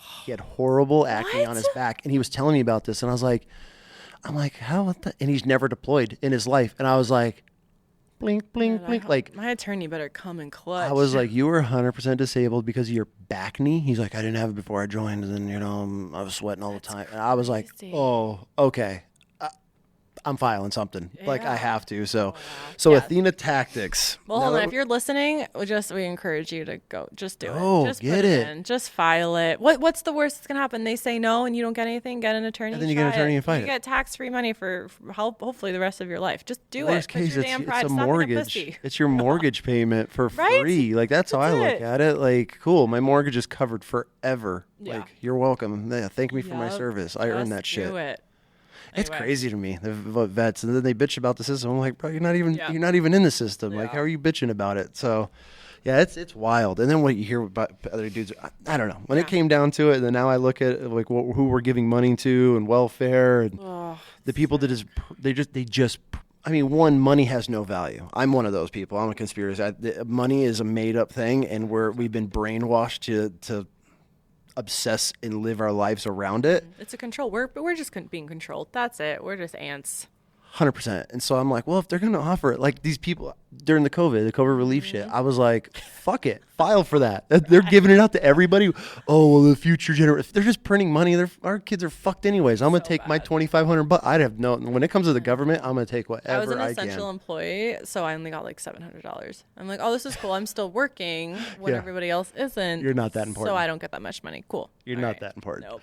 So Athena Tactics. Yeah. Now you have to shift gears because you just gave up your whole career. Yep. I lost my retirement, my savings, health insurance, right? So for my entire life, I had that job security, I had health insurance. Really, I had it made. I had 2 retirements set up at an early age. Yeah, I don't know what I was thinking.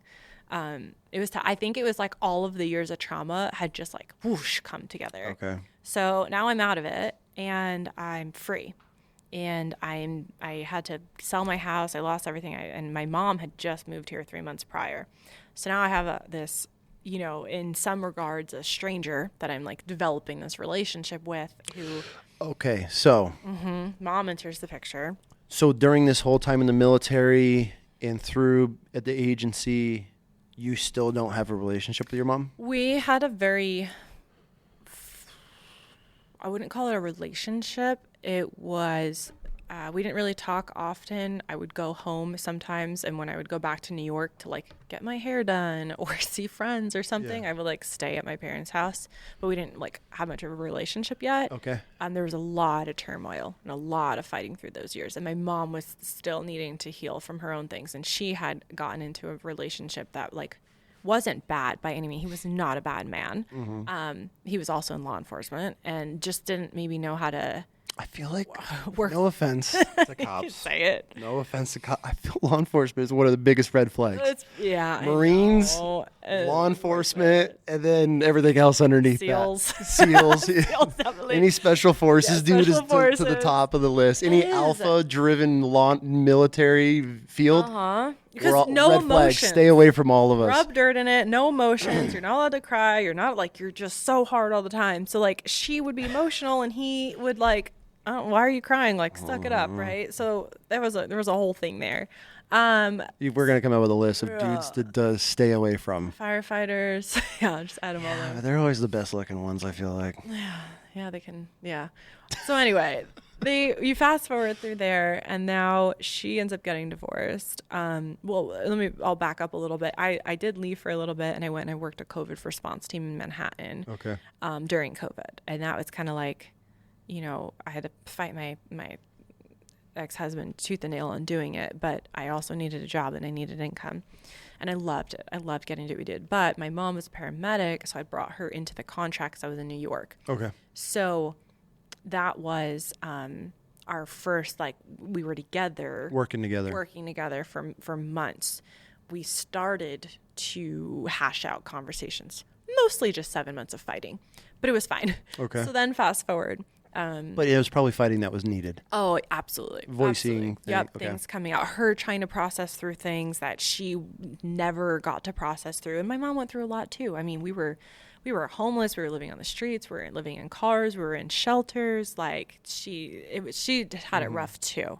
And I will always say, I think she just did her best to survive too. For sure. I think she was 20 when she had my older sister, and she was 25 when she had me. Like I could not. I'm 32 and I don't have kids, and I can't imagine going through that. So then fast forward, she ends up getting divorced and comes out here, and we're kind of working on developing a relationship, and that was a big thing. Watching, it wasn't just how I was being treated in my house, but watching how my mother was being treated in my house was like hold on a second, because it's different when you watch it happen to somebody else. So now she's out here. Now I have her, and I'm like, what am I supposed to do?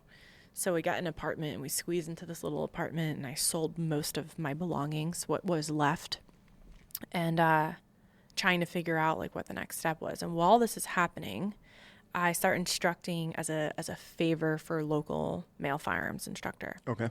And this was my first exposure to the civilian training market. I didn't know anything about anything. In my mind, I was naive, and I'm like, everybody gets this amazing training that I got.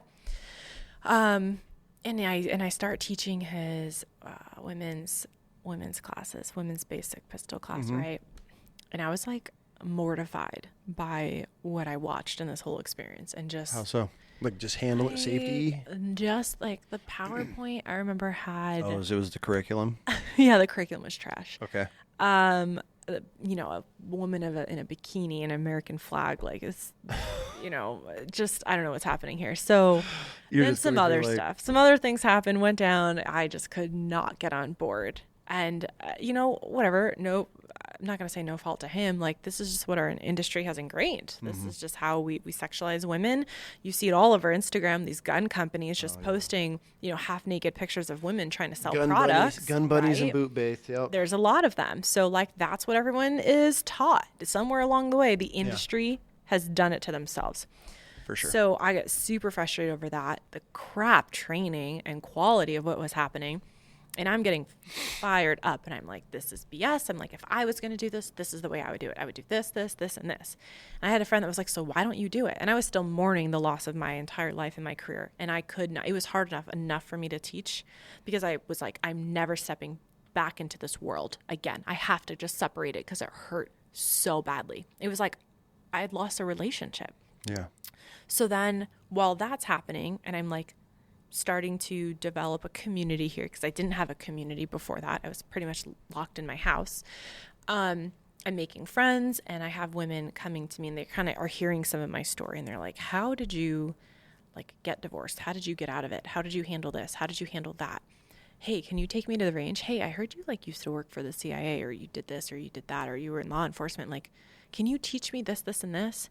And I was like, oh, this is a lot. And I just didn't really know what I was supposed to be doing with everything at the time. And I just knew I wanted to be, I was like, I don't want to just be a firearms instructor. Like, that's not a living. That's not a life. And it was these different things that were happening at the time, this crossover from enough women coming to me, asking me to help them with whatever the situation was that they were in, or teach them this skill set. and also battling with the shame and guilt that I experienced of the domestic violence, and like on how you can be so equipped and educated and trained, and yet you still find yourself in these situations. And that goes back to the multitude of situations and violent encounters I found myself in over the years between the military, the agency, childhood, relationships, that you think that because you're in it or you've gone through it, that it's not going to happen to you again. And then you realize that's not the case. Yeah. And there is this cyclical pattern that happens, and there's this stress response that happens in the body. And if we can't prevent this from happening, once it starts, that cycle is most likely going to repeat itself. Okay. And then the post-trauma of helping women acclimate out of domestic violence, out of violent encounters, is really, really critical too. And nobody really talks about the pre and the post. We really just talk about the time, like what's happening currently. So I knew that if I wanted to make a difference and acknowledge the fact that, yes, I had on multiple occasions a lot of training, and I still found myself in these situations. What about the women that don't have any training and any education? And my heart went out to the situations that they found themselves in. That's got to be kind of hard, because, I mean, you got to look at yourself in the mirror and be like, I should know how to handle this. This should never happen to me.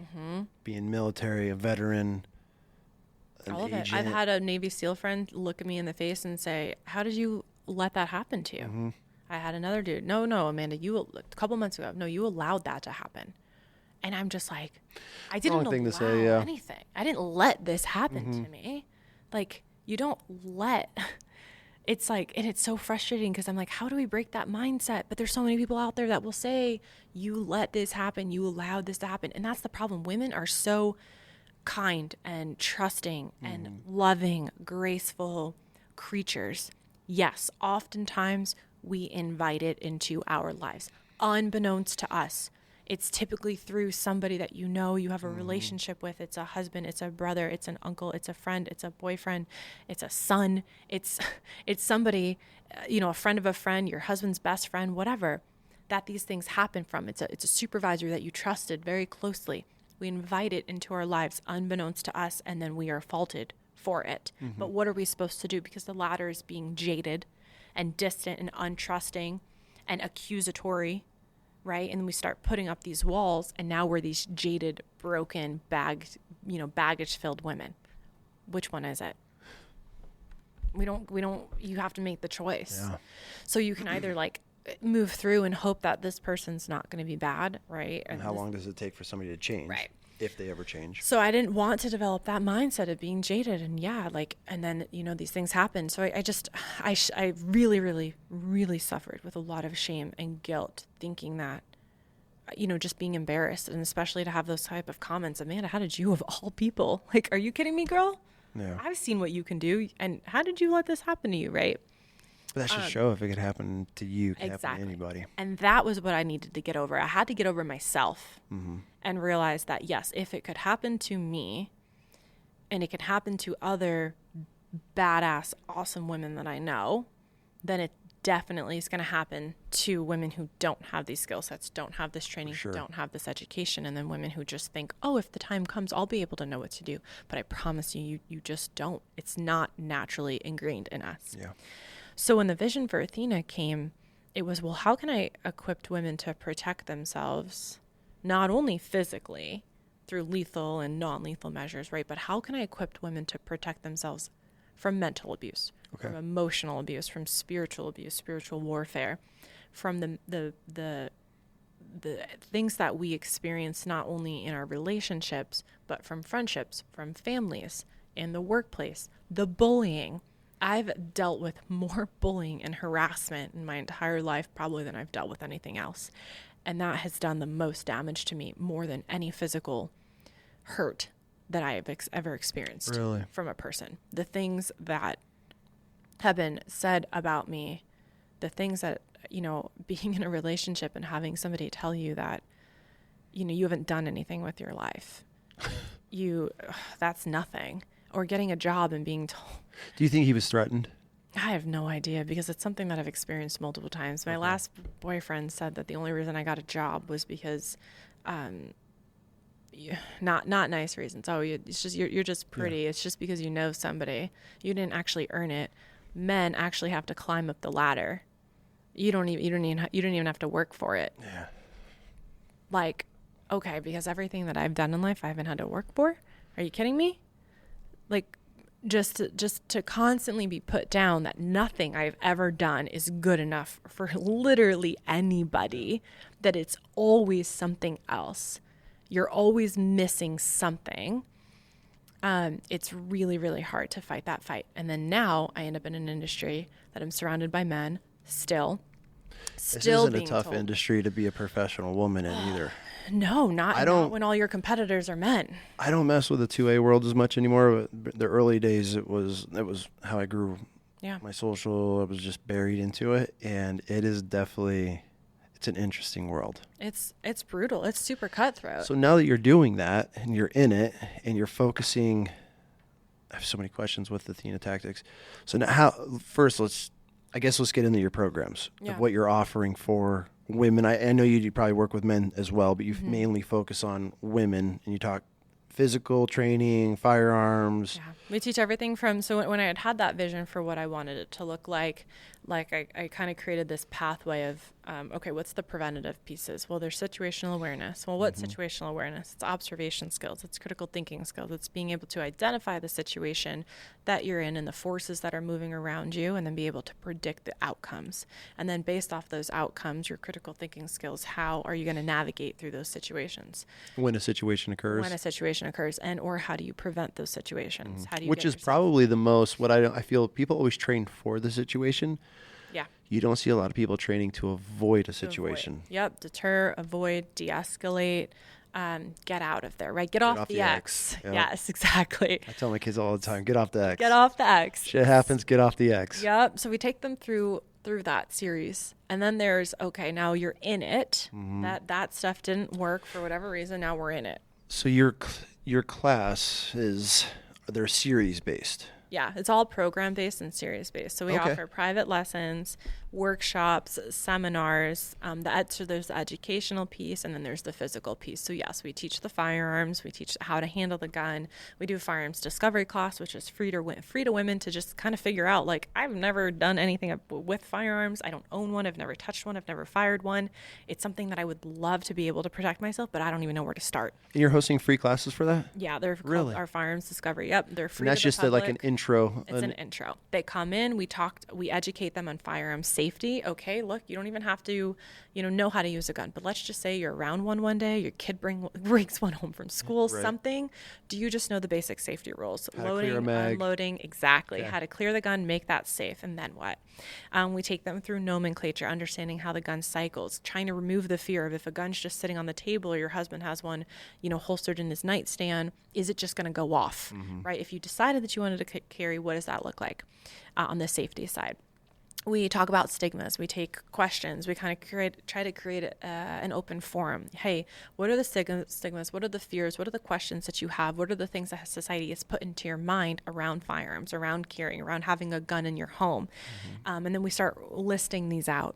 And then we take the class through answering these types of questions and just informing them on what training actually looks like, what high quality training looks like, understanding that you cannot just take one lesson or one women's basic pistol class and know everything.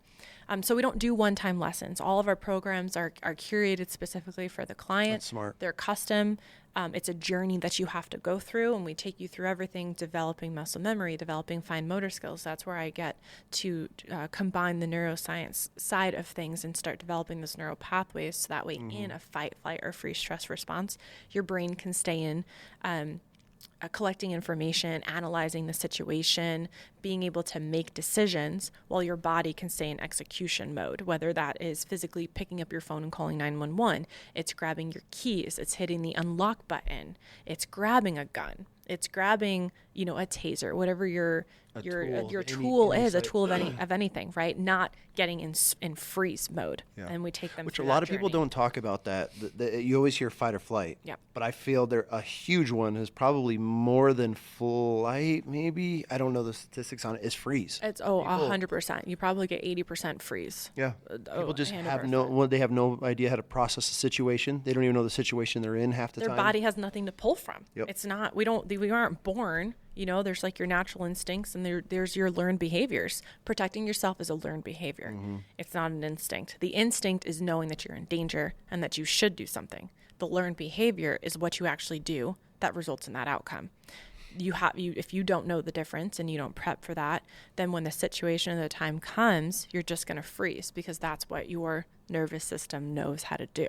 Mm-hmm. So we try to introduce these programs in a way that's not intimidating for women. But the other part of it is how do we create the environment for women to feel comfortable coming to that's not intimidating, it's not masculine, it's not guns all over the walls and industrial and black and dark and you walk into a gun range and there's just gear and stuff everywhere that you don't know what any of it is. I can see how it could be very intimidating for somebody that's super intimidating. It's super intimidating for me sometimes to walk into these places because they don't know who I am or anything. So I get the experience that a woman gets. I just know what's going on actually behind closed doors and how I'm treated. It's so uncomfortable. Yeah. So I had this vision of, well, how do I create a space and an atmosphere for women to get to come that mimics something that we love. And the thing that I kept going back to was like a spa. When women get to go to the spa, they are so excited. Mm-hmm. They're at peace. They're calm. Their walls come down. They're ready to unveil. It hits all the senses. You hear the calming music or the water flowing. It smells good. So this is an experience. It's a whole experience. Okay. It's a complete experience. And we're still... I'm not even anywhere near where I want to be. Like this is a great place where we have, and we have this cottage now. It's a 1929 built house, and it's beautiful and it's earthy and it hits that. And that's your headquarters? That's our headquarters. That's where we get to do all our training. But I think about I actually want to build out like a place that is like a spa, but instead of your massage rooms, we have training rooms, where you have self-defense mats. We're doing a lot of really fun stuff. So that was like the vision on how do I create this journey for women and families, everyday people, the people that don't, the husbands and the couples that they don't come from the tactical background. They don't come from law enforcement or military, but they want to protect their families too. Do you see a turn off in men trying to be trained by a woman? Have you run any of that yet? So we haven't really tested the market with men so much. You're focused mainly on women. We're focused on women, and we got a lot of backlash when we started doing this in the community, and a lot of why what's besides obviously jealousy or you're competing now against somebody, what would be the negative you focus on helping women either physically, mentally, spiritually, whatever, train and get? The only thing that I can think of on the woman's side is taking food off somebody else's table, right? Mm-hmm. Because there's a huge market. With men, we were told we're not allowed to train men. If you start training men, it's going to cause an issue, a rift. And that was really hard to battle through because it was hard watching male instructors doing women's only classes and co-ed classes. Mm-hmm. So men get to train everybody. But women can't. I'm only allowed to do women's classes. But if I do a co-ed class, well, now we're crossing hairs now. Now I'm going into your territory. Okay, so it's just a food off the table situation. I'll still never fully understand where and how it comes from because you're never going to see me do a men's only class. Could you imagine me trying to do a men's only class? Why would I do that? I can't even wrap my head.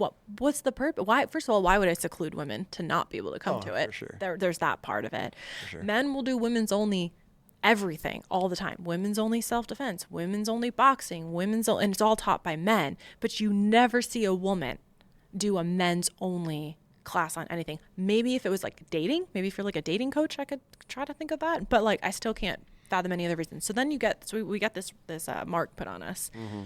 You can't teach any men. And if you do, we're going to have an issue. And that made it really uncomfortable. And I definitely felt like I was walking on eggshells for a while. So we didn't want the war, because I don't believe in that. I believe in the unity of the 2A community. And I believe that at the end of the day, it's about our community. It's not about the competitor. And I don't care what my competitors are doing. Our job is to make our community safer. Yeah. If you have a problem with us making our community safer, that's a you problem, and that's not a me problem. And that was hard. And, you know, since conversations have been had, and those people are, you know, now moving into doing women's only classes, when, you know, there was this agreement, like, you won't do this and we won't do this, and now it's a free for all and everyone's doing whatever the fuck they want to do out here anyway. Yeah.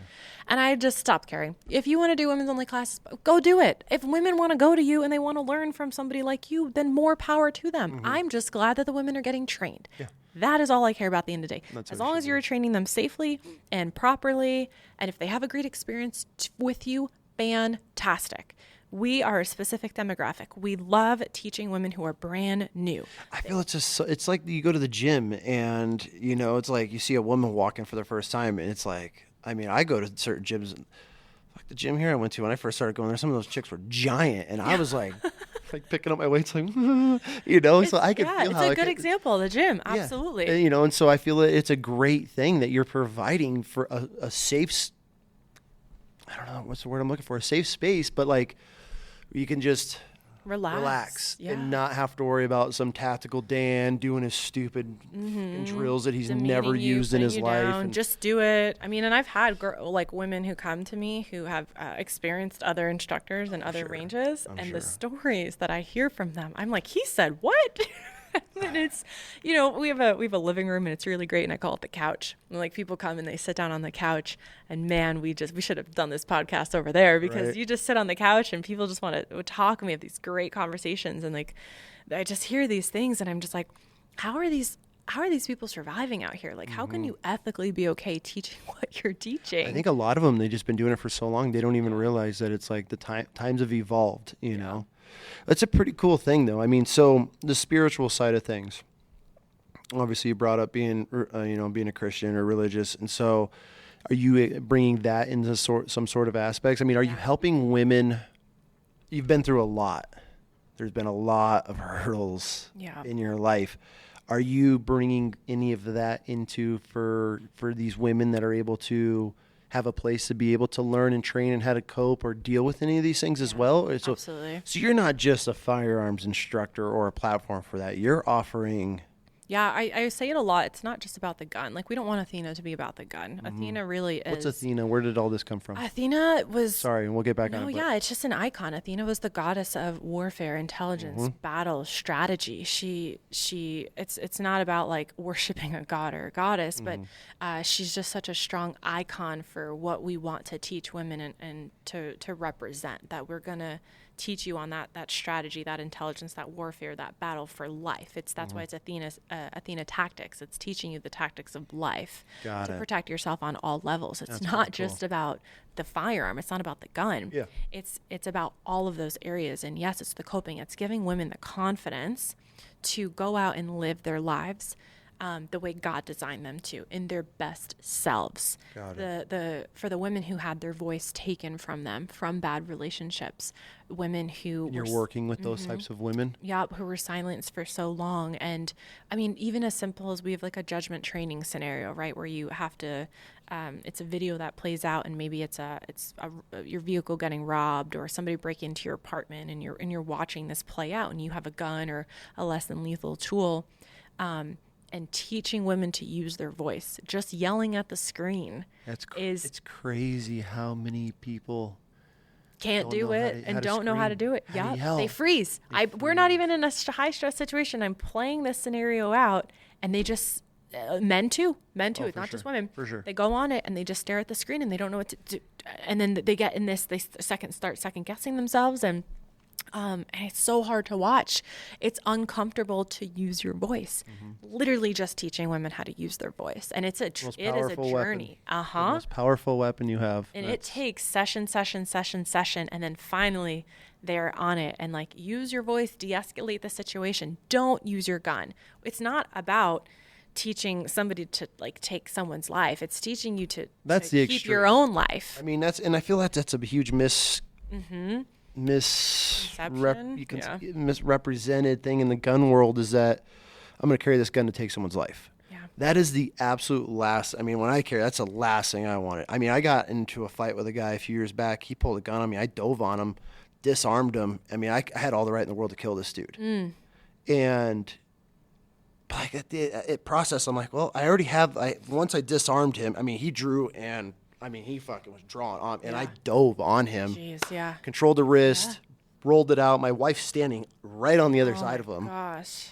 And I throw the gun. I look her dead in her eyes. I'm like, get the fucking gun. Yeah. So I knew, and as soon as I saw her going, that's when I commenced to beating this dude's ass. But like I had like that, it flashed like, fuck, I do not want to kill this dude. Like, but I had all the right in the world. But that's not the outcome that we actually want. The outcome that you right. want. It's a nightmare, and you don't want to be tied up in that court case for however long. But equip you with everything to prevent that moment. Exactly. But God forbid you don't have any other That it options. You're escalates somebody to who's that. 110 pounds and can't dive on somebody and disarm them, maybe. Can you handle yourself? In a informed way? Are you going to be in the situation, and then are you going to be so fearful for what just happened that now you're questioning everything you did, and you're emotionally processing to everybody, and you're just talking, and now you're getting yourself into legal trouble because of how you handled the situation after the fact. Well, how did you communicate with law enforcement? You shut shut up. 1,000%. But now we want to call our spouse, or we say, did you say, oh my God, this whole, and you start talking to witnesses, and witnesses are asking you questions, and guess what? Everyone's going to get interviewed. And now you just got yourself into trouble, even though you did everything right in the world. And now because of how you handled it after the fact. Why aren't we having those conversations? Those are the things that we educate on. Good for you for doing that. Thank you. It's the post-incident response part. It's that I want you to be capable of doing what you need to do, whether it's preventing or it's during, but also I want you to have the confidence and the knowledge on how to handle the situation after the facts, because we don't want you being fearful and having anxiety that you're going to spend the rest of your life in jail or you're going to lose your home. Which I feel is a lot of times people don't resort to that last bit, because I'm going to go to jail, and they end up losing their life because they fear, even though they have a firearm, they fear to use it due to the repercussions. I mean, the cops, when I had to deal with my situation, they're like, you spit on you? I'm like, do spit on me before I put hands on them. And they're like, oh, you have all the right in the world to defend yourself here in Idaho. Yeah. That's considered a threat. And they're like, you could have done, they're like, you handled the situation Thank God. perfectly, but they're like, you could have escalated it much more. And the cops were like, you had all the right in the world. I mean, my whole situation, I was like, fuck. Like, and unfortunately, that's not every state. We live in such a great state. Which is important for these women, because especially with how many transplants are coming here and how many meat people are moving from liberal states, unfortunately. States where they weren't allowed to have firearms, or they don't know their own rights. Taught, that they can't. And it's, and that's why I say it's not even just about the women, it's the couple. And this is where men do come in the picture. Like, no, we're not out here heavily trying to teach men. There's 117 firearms instructors in the Valley. Like, you got a sea of options. If you want to learn the way that we're teaching, our methodologies, the science side of the house, the way that we go through our structure, and the concept of teaching the cohesive unit and teaching you how to work together as a family and as a partnership, and understand that, his role and responsibility and her role and responsibility, that's what we love to do. We love to bring couples together. We love to bring families together and allow you the space, the safe space to talk these things out. And we have that with some of our couples. We have some amazing couples we get to work with, and we've seen it, the dynamic where, she is more on alert and worrying more about the doors being locked and making sure the house is secure, and where he's actually just pretty chill.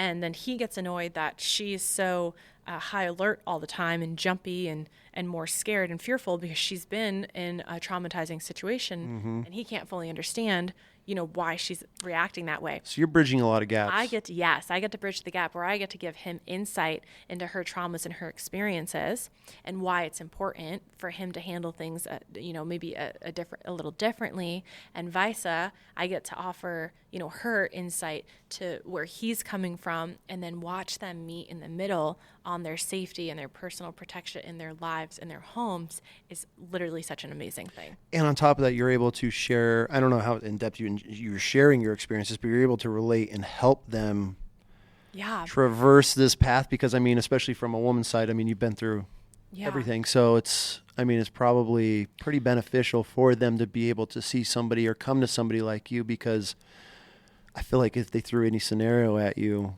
And that's where my why came into place. For a long time, I really struggled with why I had experienced as much pain as I have, and why these things, bad things, kept happening and happening and happening. When can I just catch a break? When am I just going to have room to breathe? When am I ever just going to be loved for, who I am and not all of these other things?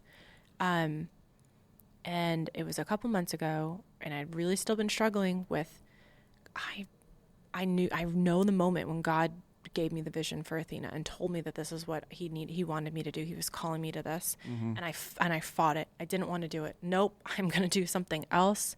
I'm not equipped for this. I don't feel like this is what I'm supposed to do with my life. And he fought me on it day in, day out. And finally I was like, okay, I will do it. And I prayed on it and prayed on it. And he kept opening the doors for Athena to come to fruition. And these things, amazing testimonies have happened in how we have gotten to where we are now. Yeah. But it has been so hard. Paying the bills in a business to do something like this is so hard. I hate charging women to teach them how to protect themselves. I hate when a woman comes to me and says, I was just brutally assaulted or raped, and I'm scared I can't go home. Can you help me? If I could do this for free all day, I absolutely would, right? But there's the level of I need to provide for my family, and we want to build something more for women. The why, I had somebody come in a couple months ago, and we were talking, and she was sharing with me her experiences, and she said, Amanda, normally when I talk to people, about this, they can sympathize. I'm sorry you went through that.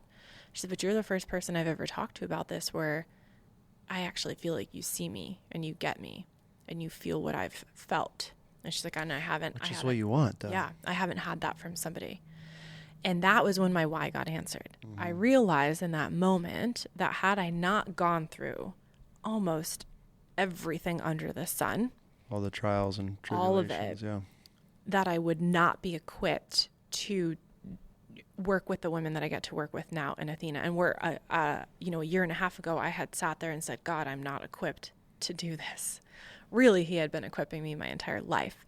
That's why I ended up at the agency. That's why I ended up in the career field. I ended up to learn the skill sets that I now have to be able to carry over. That's why I went through the trialing and traumatic experiences, and I had to go through the failures, and I had to go through the freeze response time and time again to understand how to not be in the freeze response. Because how can I teach somebody not to go into freeze? And how do I teach them to be in fight or flight had I not experienced those things myself? How could I possibly sit across from somebody and relate to them and understand and put myself in their shoes and help them move forward from those things and heal from those things while giving them and leveraging the skill sets and the knowledge and everything that I've gone through in life and passing that over had I not gone through everything. And that was my why. And that was why I wake up every day and keep doing this. And I deal with the men in the industry who don't want us to disrupt it. We're changing the way that instruction is given. I'm rewriting curriculums, and people don't like it because they have to adjust and they have to deal with those consequences. And yeah, I guess you could say we're taking food off their table.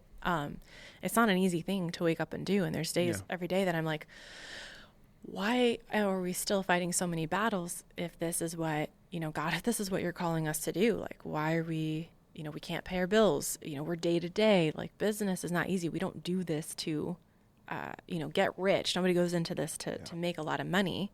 And you get those people that, this is just too expensive. And it's like women can pay to get their hair done, their nails done, do all these things all day of the week. But to take, to enter into a program to learn how to defend yourself and your family, well, now that's a luxury. Yeah. And we can't afford that. or the, Isn't it weird how the mindset works? it's, You'll buy a $12 Starbucks. Yep. I don't know what a Starbucks drink costs, but you buy one every single day. Yeah, you'll go out for the weekend and blow a couple $100s on alcohol and drinking, but you won't do that to take a class with you and your wife or you and your husband or your kids, so that way you can be more prepared. Speaking of kids, Yeah. how young do you take in? I tell parents that when your child is physically capable of touching, holding a gun in any fashion, whether it's a Nerf gun, a water gun, a toy, you should be introducing firearm safety. 100%. It doesn't mean that your kid needs to be a competitive shooter.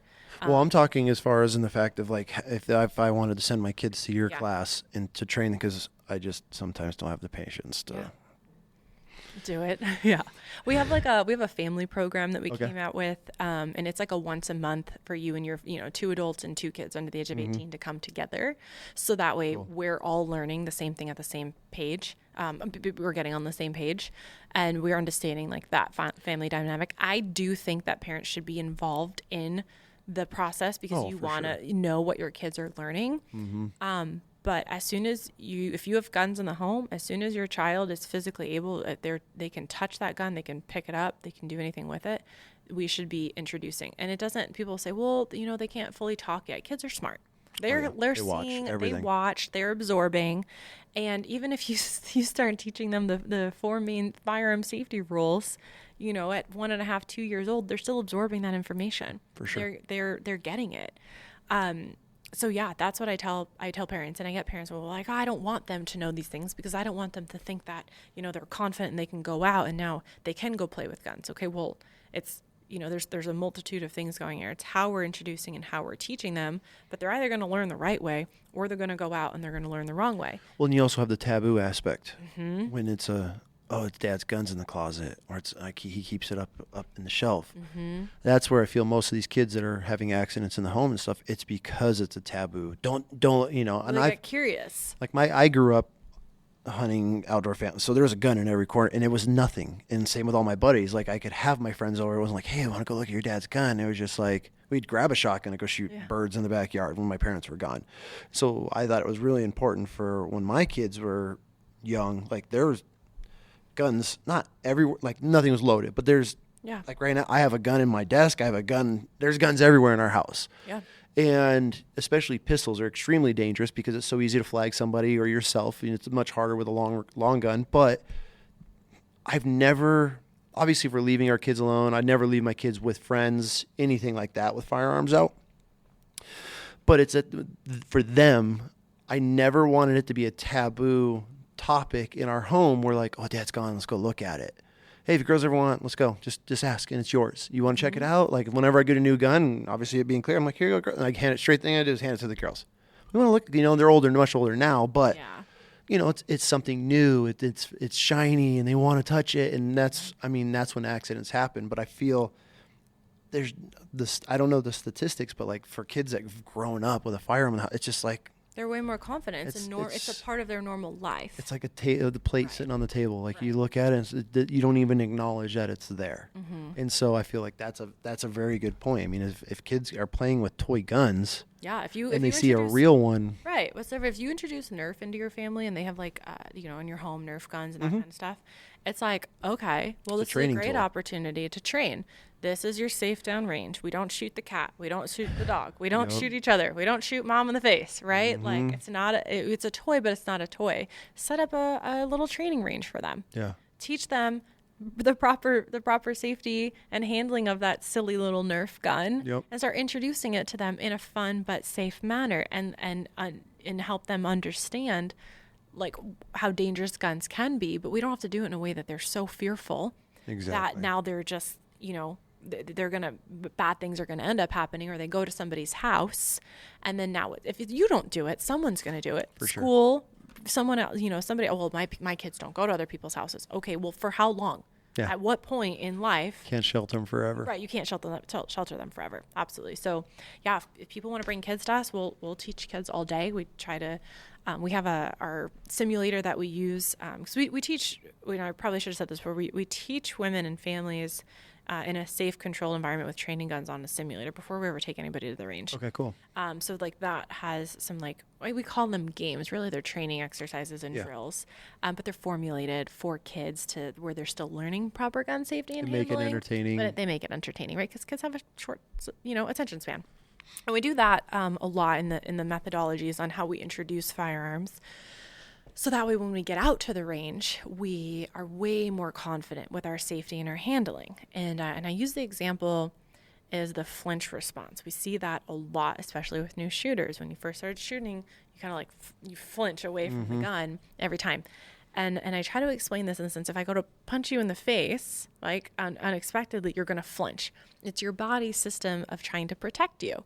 Your nervous system is identifying that there's a danger or a threat, and it's trying to remove you from the situation, right? I mean, technically, get a little mini explosion going off in your hand, so Exactly. it should be a natural response at first. Exactly. So how do we change that response? It's going to be there for a little bit, but we can take as much away from that stress and that stimulus as possible and do it in a safe, controlled environment. So when we get out to the range, we see less of that. And then we do like, it's almost like it's exposure therapy. Yeah. That we know shooting a gun is a traumatizing experience to the body. Whether it's your first time shooting a gun or your 20th time, depending on what that experience has been, it is traumatizing. It's not normal. There's nothing that we do in normal life that mimics shooting a gun. From the fine motor skills, the ligaments, like the muscle memory, the way that our muscles and body move together. Holding it. Right, holding it I to mean, make where is that that a natural position? Exactly, it's not. Trigger control, right? How you press through that trigger. All of these things are not natural.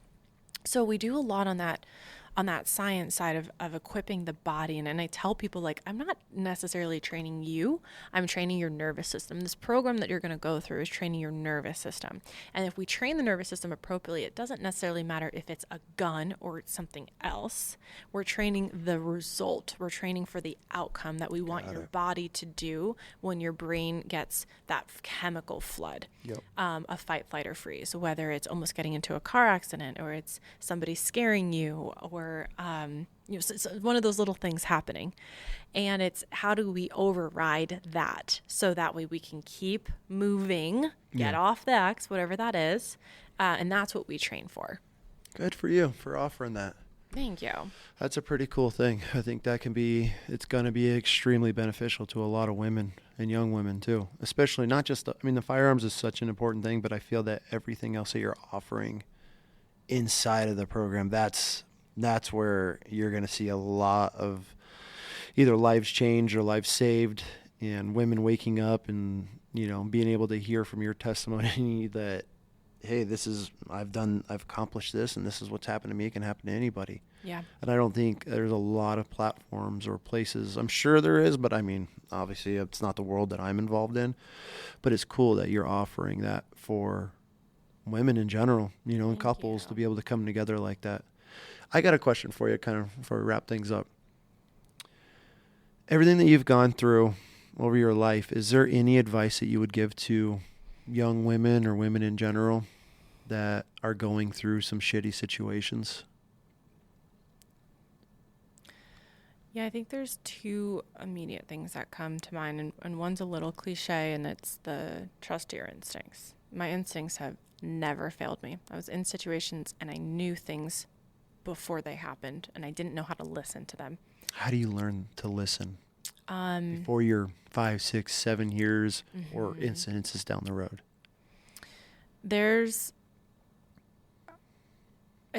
I think listening to those instincts is one of those learned behaviors where you have to lean into it and then watch for yourself how things unfold. It's kind of like trusting the process of trusting your body, and that when you see it and feel it. And what's hard about learning to trust your instincts is that a lot of times you will never know what the outcome was going to be. Your instincts told you not to get off the elevator, go up to the next floor. So you listen and you go up to the next floor. You don't know what you just avoided. And I think that's the hardest part is we want validation. We want instant gratification in the decisions that we make, and having the discipline to be okay with not getting that instant gratification or getting that validation has to be good enough for you. Knowing that you are still safe and you get to wake up another day on this earth, that's your validation. And the other part is no matter how hard things feel and how much it seems like there's no light at the end of the tunnel, there is. And it's you hear that a lot. But every situation I found myself in, what kept me going, because there were times where I felt like, what's the point in living anymore? What's the point in being here anymore? But I believed in myself enough, or I tried to know that I can recreate the narrative. Mm-hmm. And you may be in a relationship where he is, paying the bills and you're financially dependent on somebody, and maybe you're not working and you have 2 kids at home and you don't know how you're going to provide for them. And it's really scary to walk away because you've been so dependent on somebody for so long.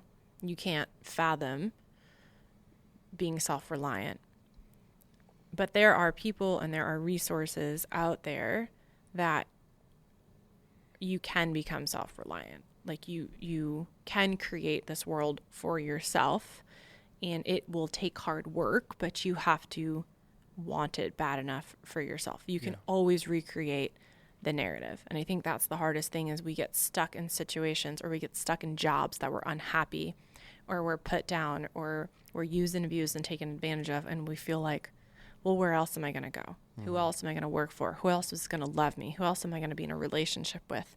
And we downplay ourselves and ourself and our worth, and we give our identity over to that person, or we give our identity over to that job, and we lose that. But your identity is not rooted in those things.